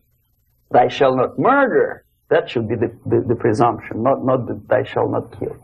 Okay, labor relations. At this stage, within 15 to 20 years, we destroy the traditionally established links of bargaining between employer and employee. The classical Marxist-Leninist theory of natural exchange of goods. A person A has 5 sacks of grain and person B has 5 pairs of shoes. And the natural exchange without money is when they bargain between each other. And only with the introduction of the third force C, an entirely third foreign stranger who says, no, don't give him 5 sacks of grain, give it to me. And you give me your 5 pairs of shoes and I will distribute it accordingly. So that the economy will go. This is the death of natural exchange, death of natural bargaining. Well, trade unions were established 100 years ago. The objective was to improve working conditions and to protect the rights of workers from those employers who were abusing their right because they had more money. Objectively, at that time, initially, the trade union movement did work. What we see now is that the bargaining process is no longer resulting in the compromise, which is leading objectively to betterment of working conditions and increase of salary. What we see is that after each prolonged strike, the workers lose. Even if they have 10% increase of their salaries, they cannot catch up due to inflation and due to missed time. More than that, millions of people suffer from that strike because economy now is interdependent. It's intertwined like one body. If previously steel workers, say 100 years ago, could strike and nobody would suffer, now it's impossible anymore. If a garbage collector strikes today, the rest of the multi-million city is stinking. I mean, there's no more service. In Quebec, for example, we had the electricians who were on strike in the middle of winter. You can freeze your bottom, and they still were on strike. Did they catch up with the salary? No, they lost. Who benefited? The leaders of trade unions. What is the motivation for strike? Improving of a workers' condition? No, obviously it's not. Then what is it? Ideology. To prove to these capitalists. And the obedient horde of workers, like sheep, follow these people. And they cannot disobey. Why? Because if they do, you know what happens to them. Pickets, murders, shooting truck drivers by picketers. In Montreal, for example, I saw with my own eyes when I was correspondent of CBC International, Canadian Broadcasting Corporation, when the workers of aircraft factory destroyed computers and the equipment in the factory. And the administration employed strike breakers. Their cars were turned upside down and burned. Their houses were burned. Their kids were intimidated. And some victims were there. Of that we can be sure. Why? To improve conditions of workers? No. Ideology. Okay, so this is what happens basically. It may or may not happen without the help of the Soviet Union. But the natural tendencies are being greatly taken advantage of and capitalized by the Soviet propaganda systems. How? Whenever trade union strikes, we have influx of propaganda, mass media, ideological dissemination. The workers' right. And we repeat it like parrots. Yes, workers' right. Whose rights? Workers? No. The only freedom of worker to sell his labor according to his own desire and will is taken away from him. By whom? By trade union boss. Unlimited power is given. Responsibility. I want to sell my labor not for $2.50 an hour, but for $2. I don't have right. My freedom is denied to me.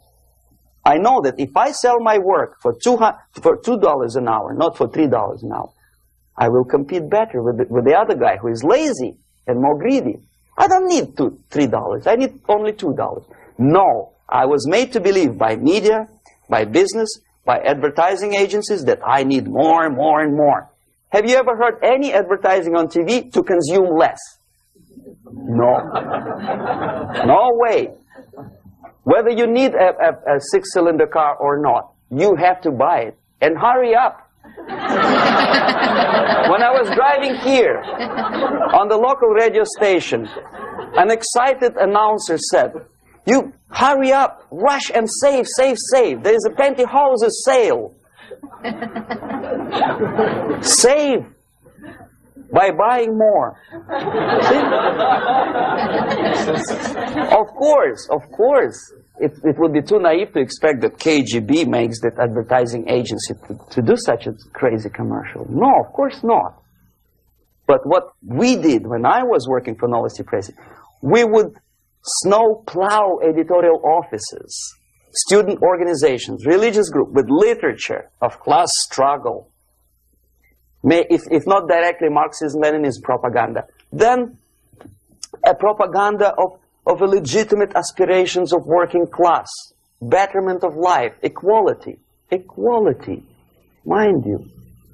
President Kennedy once said, we will make America to believe that people are born equal. Are people born equal? Is there any mentioning in the Bible or any other holy scripture in any religion, if you don't believe me, go to the library and check it. There is not a single word about equality. Just the opposite. By your deeds, God will judge you. What you do is important. The merit of your personality. You cannot legislate equality. If you want to be equal, you have to be equal. You have to deserve it. And yet we build our society on the principle of equality. We say people are equal. We know it is false. It's a lie. Some people are tall and stupid. Others are short, bold, and clever.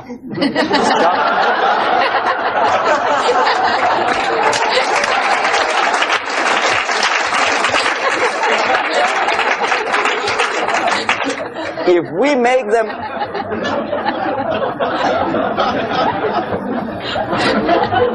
make them equal by force,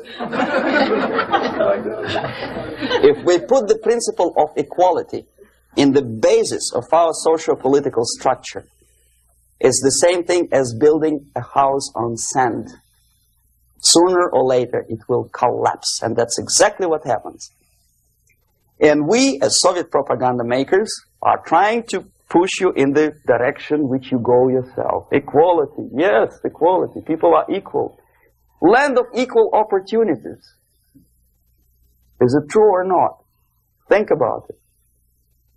Equal opportunities. Should there be equal opportunities?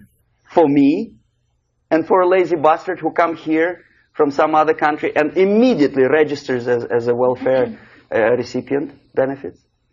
I never received a single no, sorry, I did receive once. But I never applied for welfare. For the 13 years, I took any job. Security guard, journalist, taxi driver, anything. Well, I was restless, but some people don't like it. They immediately. So why should we have equal opportunities? Why? The equal opportunity to excel.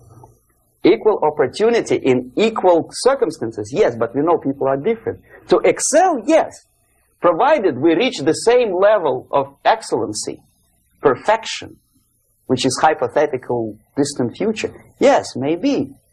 But we know perfectly well that even with the best intentions, people could not be equal. Why should we have equality in the, say, legal system? Myself, I'm considering myself a law-abiding citizen, and a person who comes here to rob and shoot, say, the United States administration under Carter, imported thousands of Cuban criminals. They were non-criminals, yet they were accepted. Do you think it's fair if myself and my wife from Philippines, who work like a, horse, as a lab technician in the hospital, should have the same rights as a criminal from Cuba? Why? And yet we repeat as parrots, equality, equality, equality. And the Soviet propaganda system helps us to believe that equality is something which is desirable. Democracy, as it was established by fathers of this country, of this system in the last century, is not equality. It's the system where different people, unequal people, have a chance to survive and help each other in constant competition, in constant perfection. Not inequality, which is superimposed from a godfather or nice person in Washington, D.C. And the absolute equality exists in Soviet Union, quote-unquote equality. Everybody is equal in dirt, except some people are more equal than the others in Politburo. So, the moment you bring a country to the point of almost total demoralization, when nothing works anymore, when you are not sure whether it is right or wrong, good and bad, where there's no division between evil and good, when even the leaders of church sometimes say, well, violence for the sake of justice, especially social justice, is justified in countries like Nicaragua, El Salvador, well, maybe Rhodesia. And we listen to them and say, yeah, probably it's true. Is it true? No, it is not true. Violence is not justified, especially for the sake of quote-unquote social justice introduced by Marxist-Leninists. That is my former colleague from Novosti Press Agency. Okay, so we reach that point. The next step is destabilization.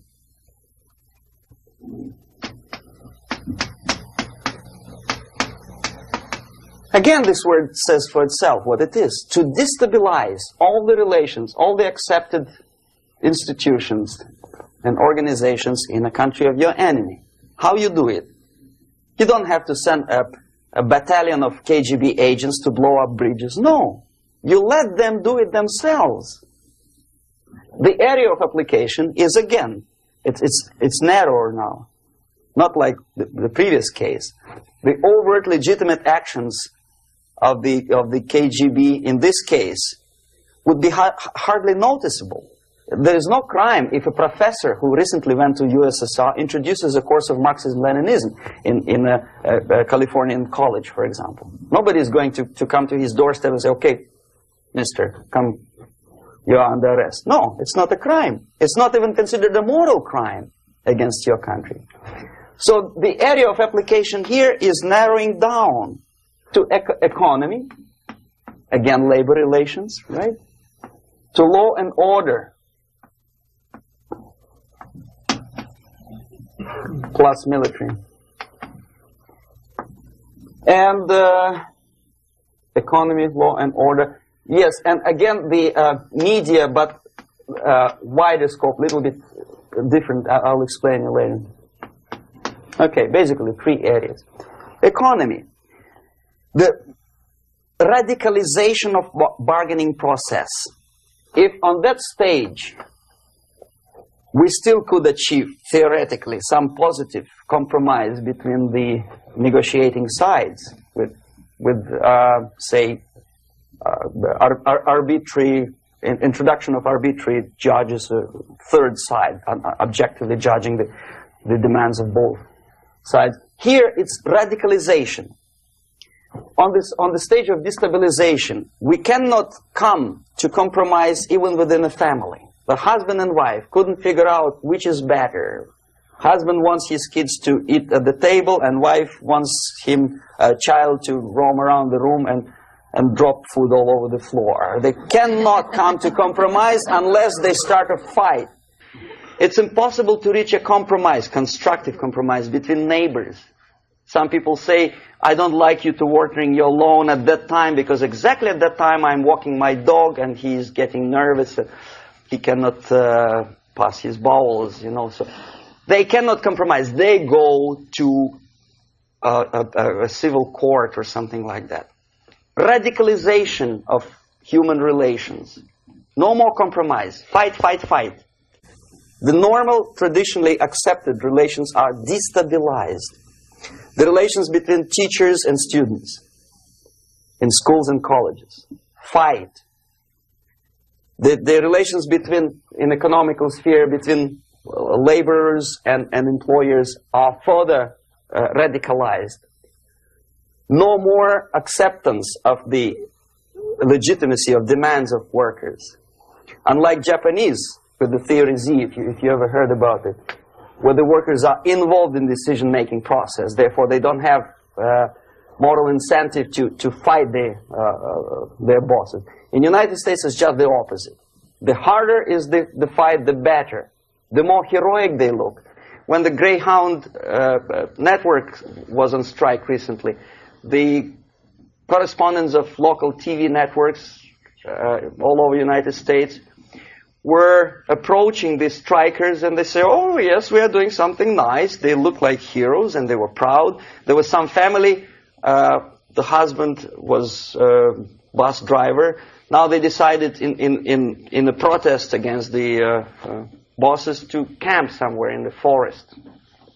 And they were presented to the audience as a heroic, nice people. You see? The violent clashes between passengers, picketers, and the strikers are presented as something normal.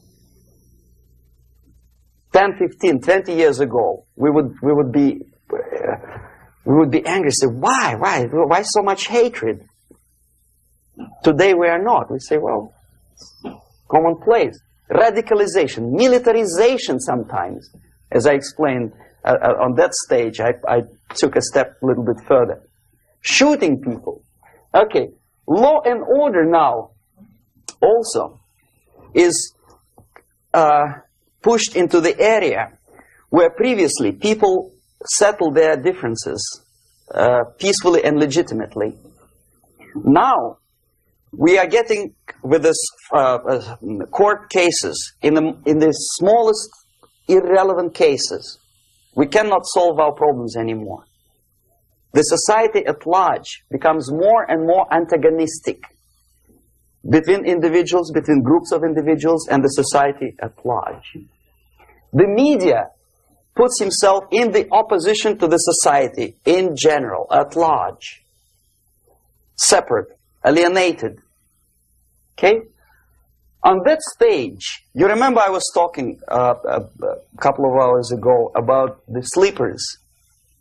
That's when the students from, say, United States, if they are trained in Lumumba University, or developing nations, that's the students I was dealing with, are being sent back from the Soviet Union here. Or if they were already in the United States, in the country, which is the object of subversion, they spring to action. The sleepers go up. They slept for 15 to 20 years.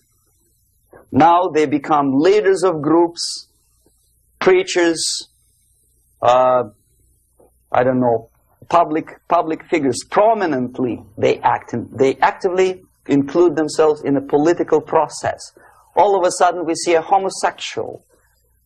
15 years ago he did his dirty job and nobody cared. Now he makes it a political issue. He demands recognition, respect, human rights, and he rallies a large group of people. And there are violent clashes between him and police, his group and ordinary people, no matter what. It's black against white, yellows against green, doesn't matter where the division line goes. As long as this group come into antagonistic clash, sometimes militantly, sometimes with firearms, that is destabilization process. The sleepers, many of whom are simply KGB agents, become leaders of the process of destabilization. Doesn't mean that Comrade Andropov sends Comrade Ivanov to the United States. The person who takes care is already here. He is a respected citizen of the United States. Sometimes he gets money from various foundations for his legitimate struggle for, I don't know, human rights, women's rights, kid lib, prison lib, whatever. There are sympathetic Americans who donate their money to him. This stabilization process usually leads directly to the process of crisis. In case of developing nations, that's the area where I was active. The process starts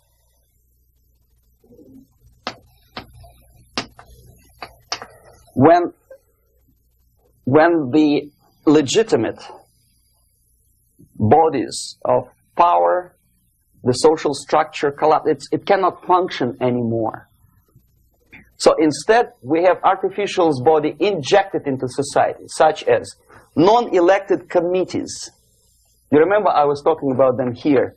Social workers who are not elected by people, media who are self-appointed rulers of your opinion, some strange groups which claim that they know how to lead society forward. They don't usually. All they care is how to collect donations and sell their own concocted ideology, mixture of religion and ideology. Here, we have all this artificial body claiming power. If the power is denied to them, they take it by force. In case of Iran, for example, all of a sudden we have revolutionary committees. What kind of revolution? There was no revolution yet, and yet they had the committees. They were taking power of judgment. They had the power of execution. They had the power of legislation, and that they had the power of judicial. All of them combined in one person, who is half-baked intellectual, sometimes graduated from Harvard University or Berkeley. He comes back to his country and he thinks that he knows the answer to all the social, economical problems. Okay? Crisis is when society cannot function any more productively. It collapses, obviously. That's the word for crisis. So therefore, the population at large is looking for a savior. The religious groups are expecting a Messiah to come. The workers say, we have family to feed. Let's have a strong government, maybe socialist government, centralized. When somebody put the employers on their place and let us work. We are sick and tired of going to strike and missing overtime and all that stuff. We need some strong man, strong government, a leader, a savior is needed. Population is sick and tired already. And here we are. We have a savior.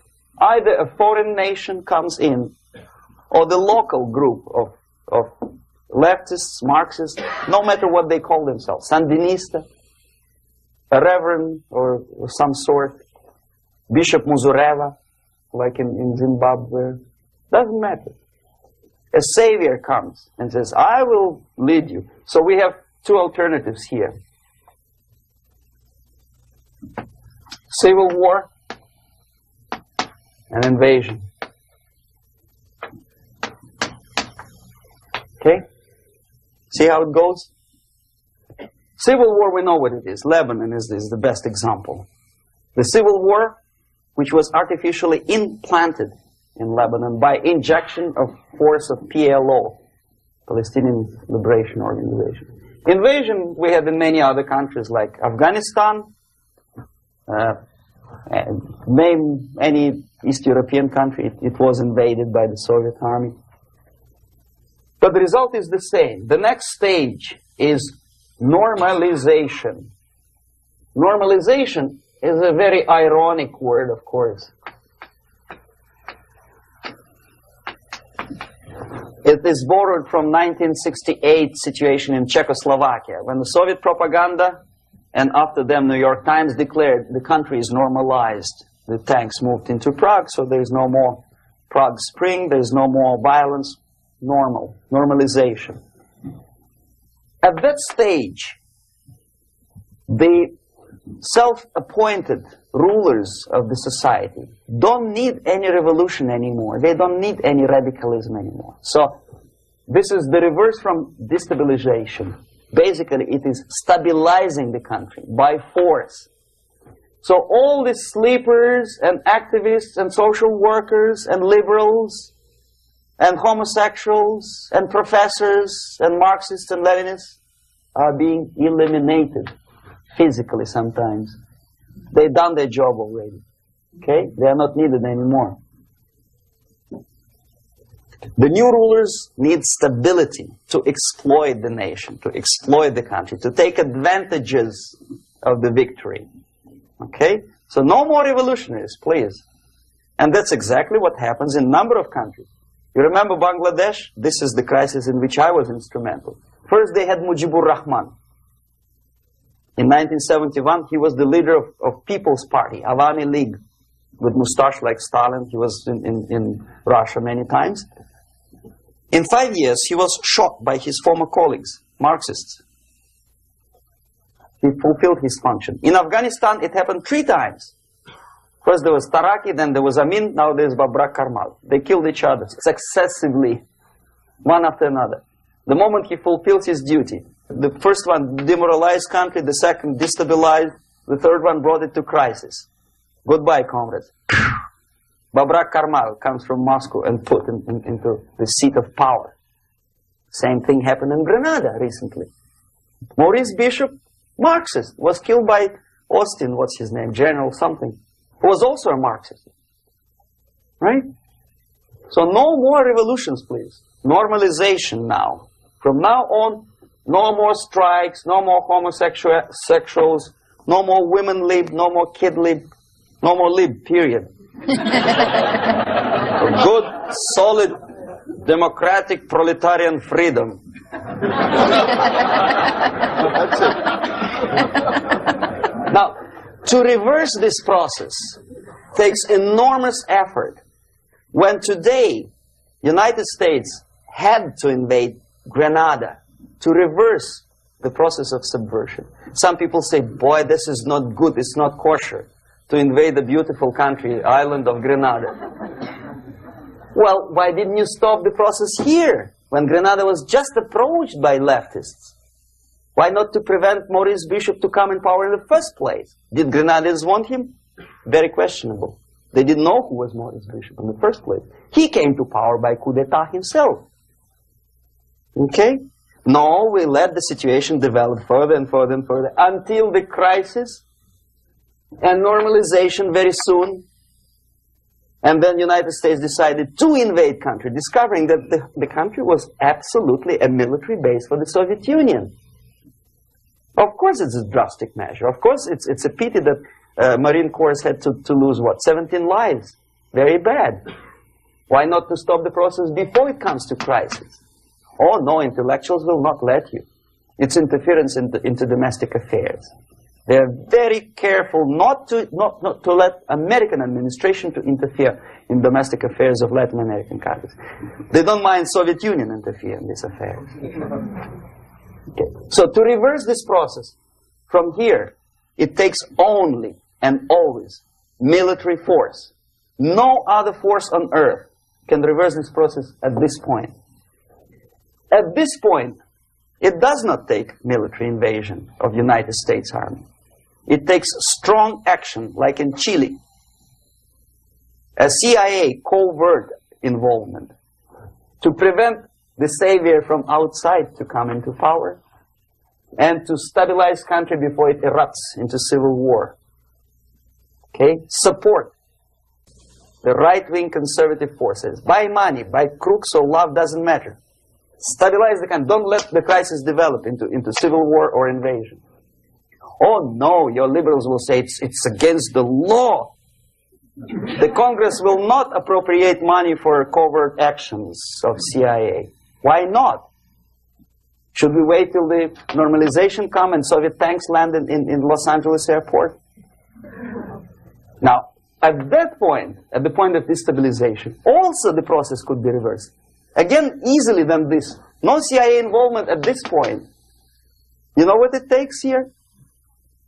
Restriction of some liberties for small groups which are self-declared enemies of the society. As simple as that. Oh no, the media and liberals will tell you this is against the American Constitution. How can we, by force, deny the civil rights to criminals, for example? It's not good. Okay? So we allow them to. Okay, if you allow the criminals to have civil rights, go on and bring the country to the crisis. This is a bloodless way to do. curb the rights. I mean, not to put them in prison. No, no, I'm not talking about putting all the gays from San Francisco in the concentration camp. Do not allow them to take political force. Do not elect them to the seats of power, whether it is municipality level, state level, or federal level. It has to be beaten in the heads of American voters that a person like that in the seats of power is an enemy. Do not be afraid of this word. It is an enemy. If he is not an enemy here, he will be here. Later on, he will be shot, of course. But at this point, he is an enemy. Okay? You are doing great service by denying him a right to capitalize on his own crazy ideas and become a powerful man, a man who uses the seat of power. Restriction of certain freedoms and permissiveness at that point would prevent sliding into crisis and probably will return the process of destabilization. To curb unlimited power, monopolistic power of trade unions, here, at that point, would save economy from collapsing. To introduce a law to stop private companies of raping public opinion's mind in the direction of consumerism. No company must have a right to force you into buying more unless you want it. There must be a law. You want to advertise your car? Okay. But not a single mentioning of buying it now and saving money.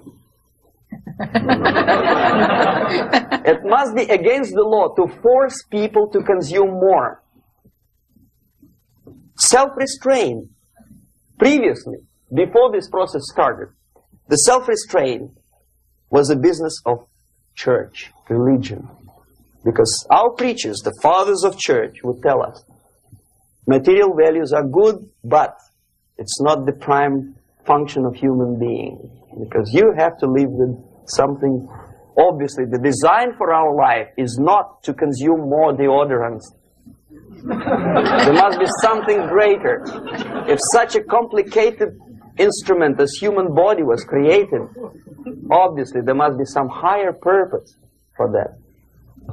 And it's very easy to avoid destabilization by denying the greedy companies one little freedom, one little liberty, forcing you into turning yourself into processors of unwanted products and goods.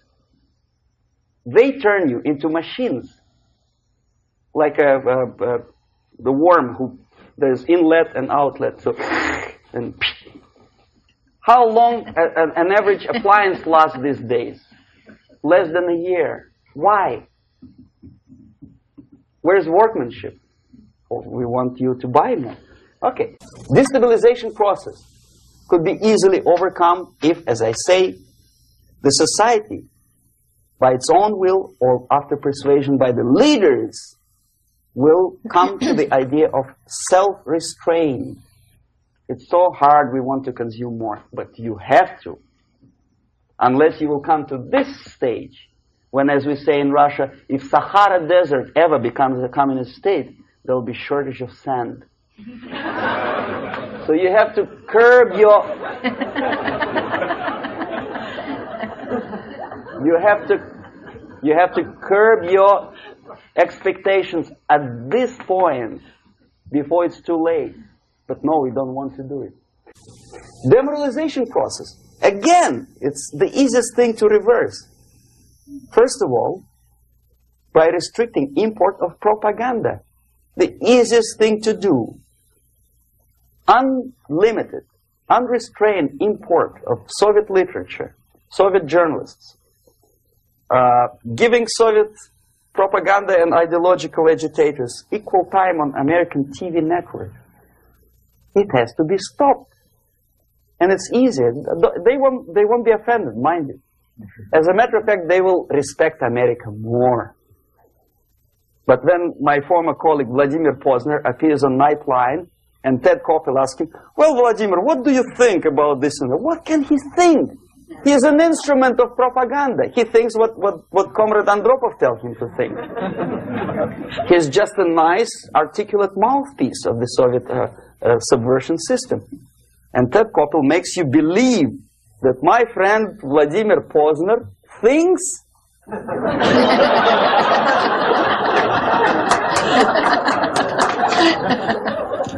the process of demoralization may not have started at all if at that point the country, which is a recipient of subversion, actively, not violently, but actively, prevents importation of foreign ideology. I don't want America to follow the pattern of ancient Japan. You don't have to shoot every foreigner when it approaches the sacred borders of the United States. But when he offers you a junk in the disguise of very shiny something, you have to tell him, no, we have our own junk.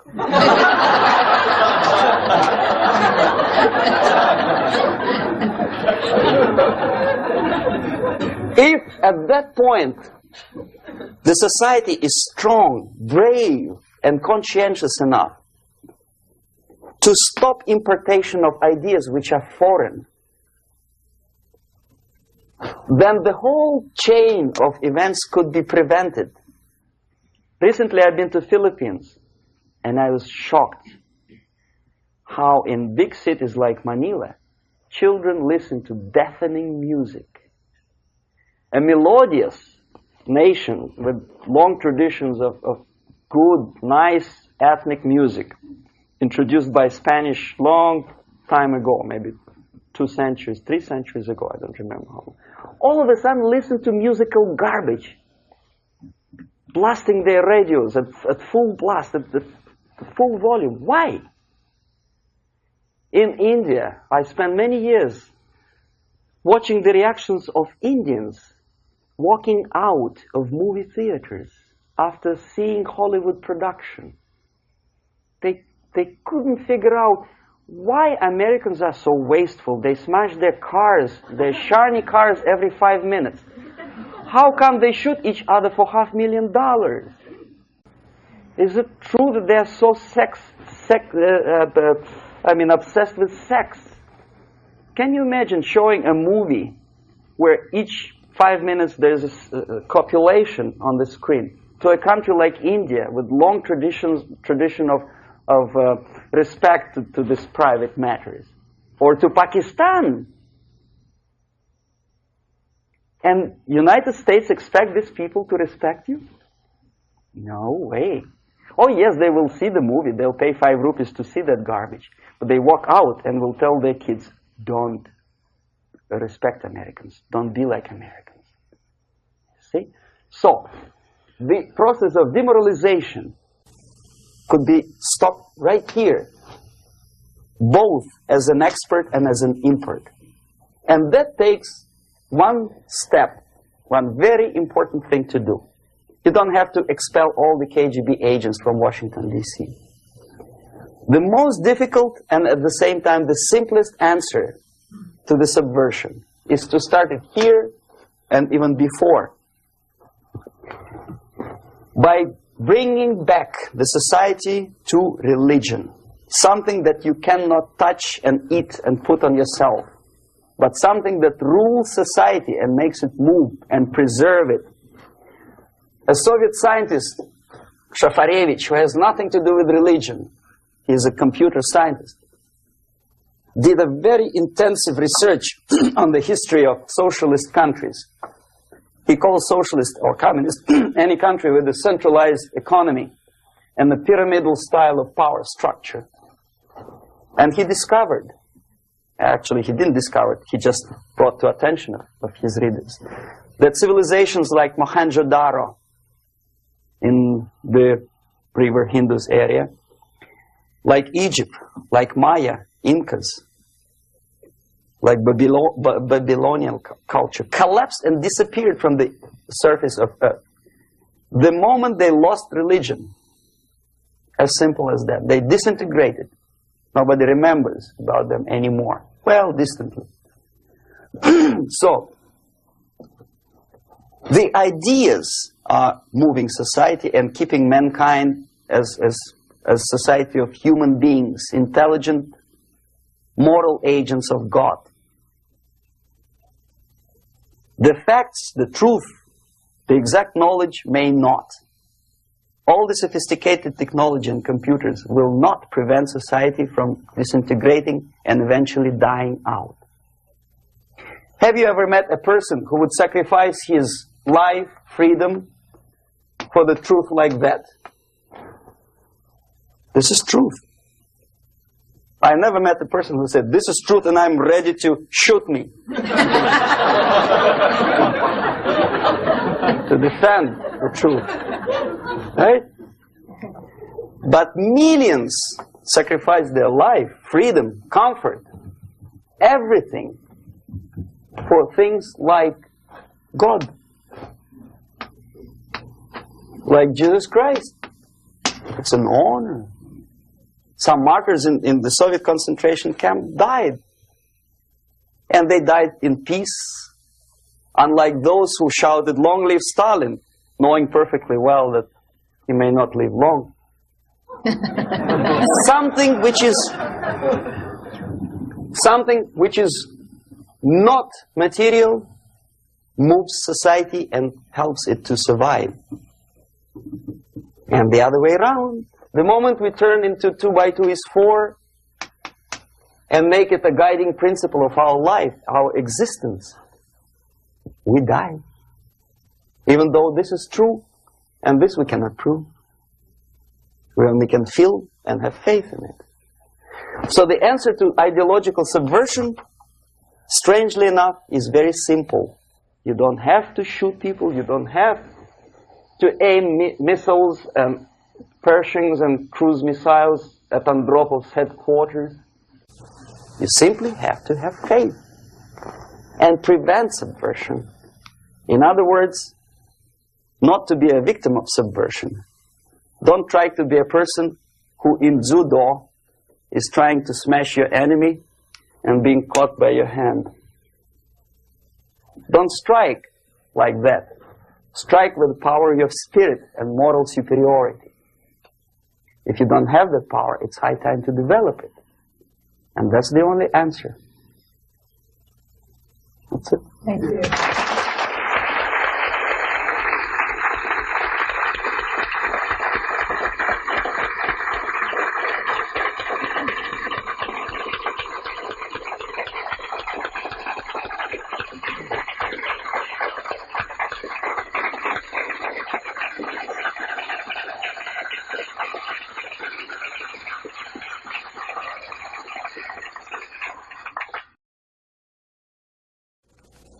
Can you describe how a concept is formulated, turned into propaganda, and then ends up on someone's bumper sticker or in a newspaper? What's the step-by-step process? The other thing is, how close is the Politburo to the actual propaganda creating process? And finally, the 007 incident was notable in the fact that it took a long time before the Soviets responded to it, and then the military took the lead in terms of explaining what had happened rather than the political organs. And I wanted to know why that actually happened. Okay. Now, the propaganda concepts are not being developed. They had been developed long time ago. There's nothing basically new in the concept of overall propaganda methods and goals. The ultimate goal, however ridiculous it may sound, or primitive or simplistic, is the world domination. Many experts in foreign policy would ridicule my opinion, but this is what it is. I saw it with my own eyes. I was a part of that. So, and my father was, I think I mentioned that before, he was an inspector of land forces. He traveled all over the world where the Soviet troops were stationed. So he knows perfectly well that the troops are not stationed there to collect harvests for Cubans or to help Afghanis to develop the hordes of cattle or goats. They are there for one purpose: world domination. The concepts, the immediate issues or problems are created, of course, for propaganda purposes, and they end up as a bumper stickers probably not long, it takes really short period of time. Unlike some other things in the Soviet system, propaganda is one of the things that they don't save money on. And there is a huge apparatus of propaganda experts in USSR. Novosti Press Agency is just one of them, one of the organizations. But apart from that, there is a Department of Agitation and Propaganda within the Central Committee. There are faceless people, names of whom you will never learn. They're kind of classified. I didn't explain you the methods today because it will take us another day. The methods include such thing as semantic manipulation. The words and expressions are being coined at the rate of 5 expressions a minute by extremely clever, educated experts. And the media outside of USSR obediently repeats this cliché. I give you just several examples, not to take your time, not to bore you to death. Okay, I mentioned one thing, United Nations. The expression was invented by the Soviet propaganda experts, not by Americans. We know perfectly well it's not united and it has nothing to do with nations. More than half of the delegations in UN do not represent any nation at all. They are disunited, obviously. The United Nations had not been able to solve a single military conflict. Nowhere in the world. They provoked war, yes, they took part in wars, but they didn't prevent expansion of communism, or they did not prevent a single war anywhere. So the true expression, the true term for United Nations could be disunited bureaucracies. Okay, another cliché which was coined in Moscow by experts of propaganda. National Liberation Movement. It's not national because most of the leaders do not necessarily belong to the ethnic group which they lead, number one. Number two, they are unpatriotic and unnationalistic because they obey orders from a foreign country, USSR. Okay? They are trained in USSR, they are paid by the Soviet system, and they work in the interests of the Soviet system. Liberation. Whom they are liberating? Who is being liberated? And movement. Movement, we understand, is something which moves, unlike something which is static. National liberation does not move. It's a war. If you call war a movement, probably. But it has nothing to do with the concept of movement in American terminology. It means a legitimate, overt, organized, voluntary movement. Right? I presume your church or your organization is voluntary. Nobody keeps you here by force. Okay. National Liberation Movement is an army of bandits, professional bandits, which are kept within the framework of the movement by force. If they betray, it's like in mafia, they are going to be executed. Okay, another example of semantic manipulation is free medical aid, for example. You think it's an American democratic expression? No way. The term was coined by the communists long time ago, at the time of Comintern. There's nothing free in this world. Everybody knows it. Least of all, medical aid. It's a very expensive thing to render medical assistance to other people.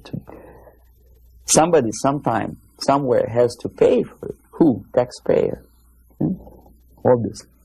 There are many other things that are being coined by the Soviet propaganda apparatus. Unfortunately, see, if I call myself a genius writer, for example, Los Angeles Times would not call me that, right? They will call me a strange, crazy Russian who calls himself a genius. Then why the hell they call liberation movements what they call themselves? Just because they are many? The logic is twisted. The stickers on the bumpers, I don't know. It depends on the ability of local forces to toe the foreign policy. How close is Politburo to implementation of propaganda actions? Very distant. See, Politburo is a group of self-imposed dictators. They don't really decide anything. The only objective of their existence and their life and their struggle is to stay in power. Unlike American politician who has two objectives: first, to be elected, and second, to be re-elected. The Soviet politician doesn't have the first objective. He does not have to be elected. He just makes his way in the party structure all the way up. Re-election doesn't bother him at all. So the only purpose of his life is to stay where he is and don't rock the boat. They don't make decisions. The decision-making level are the faceless group of experts, as I tried to explain to you. And the Politburo gives only the basic directions, what to be done, and the obedient servants of the highest caliber intellectuals are dutifully developing these things. Some independently thinking progressive academics in the United States think that come socialism they will be able to preserve their integrity and independence. It's wishful thinking. They will become obedient servants of the system that they are trying to force upon you.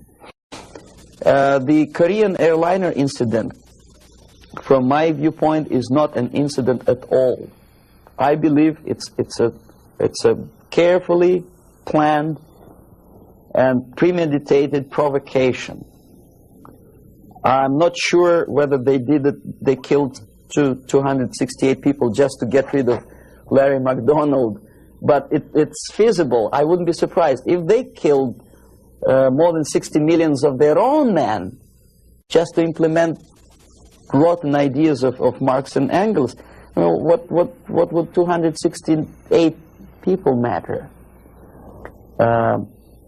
Second, it is not a military blunder, and the order was not given by military. Never a single military officer of the highest caliber will take responsibility to shoot a civilian airliner.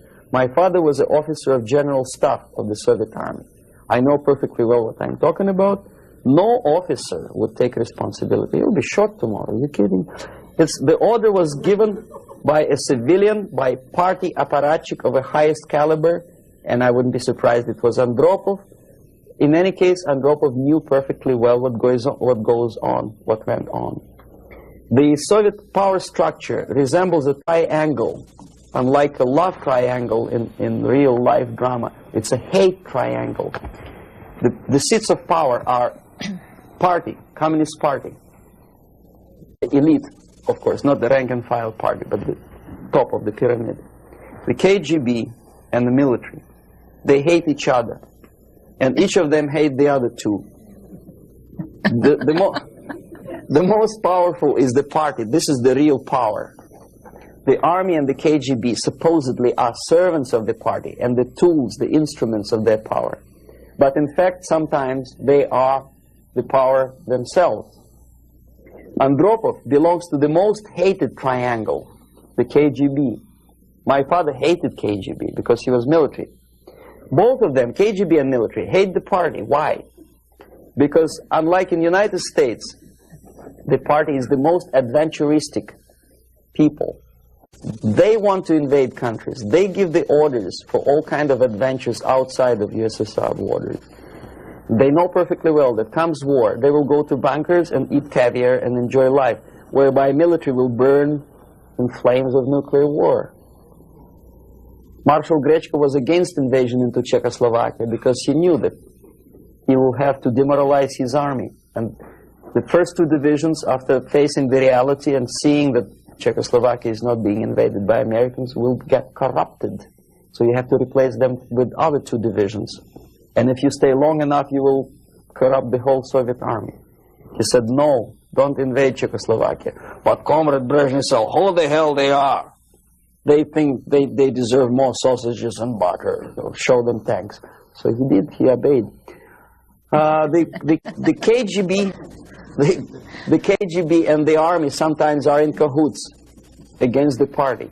The recent rumor that Andropov was shot by son of Brezhnev is an indication that the other two corners of the power structure were really sick and tired of the Andropov's KGB purges.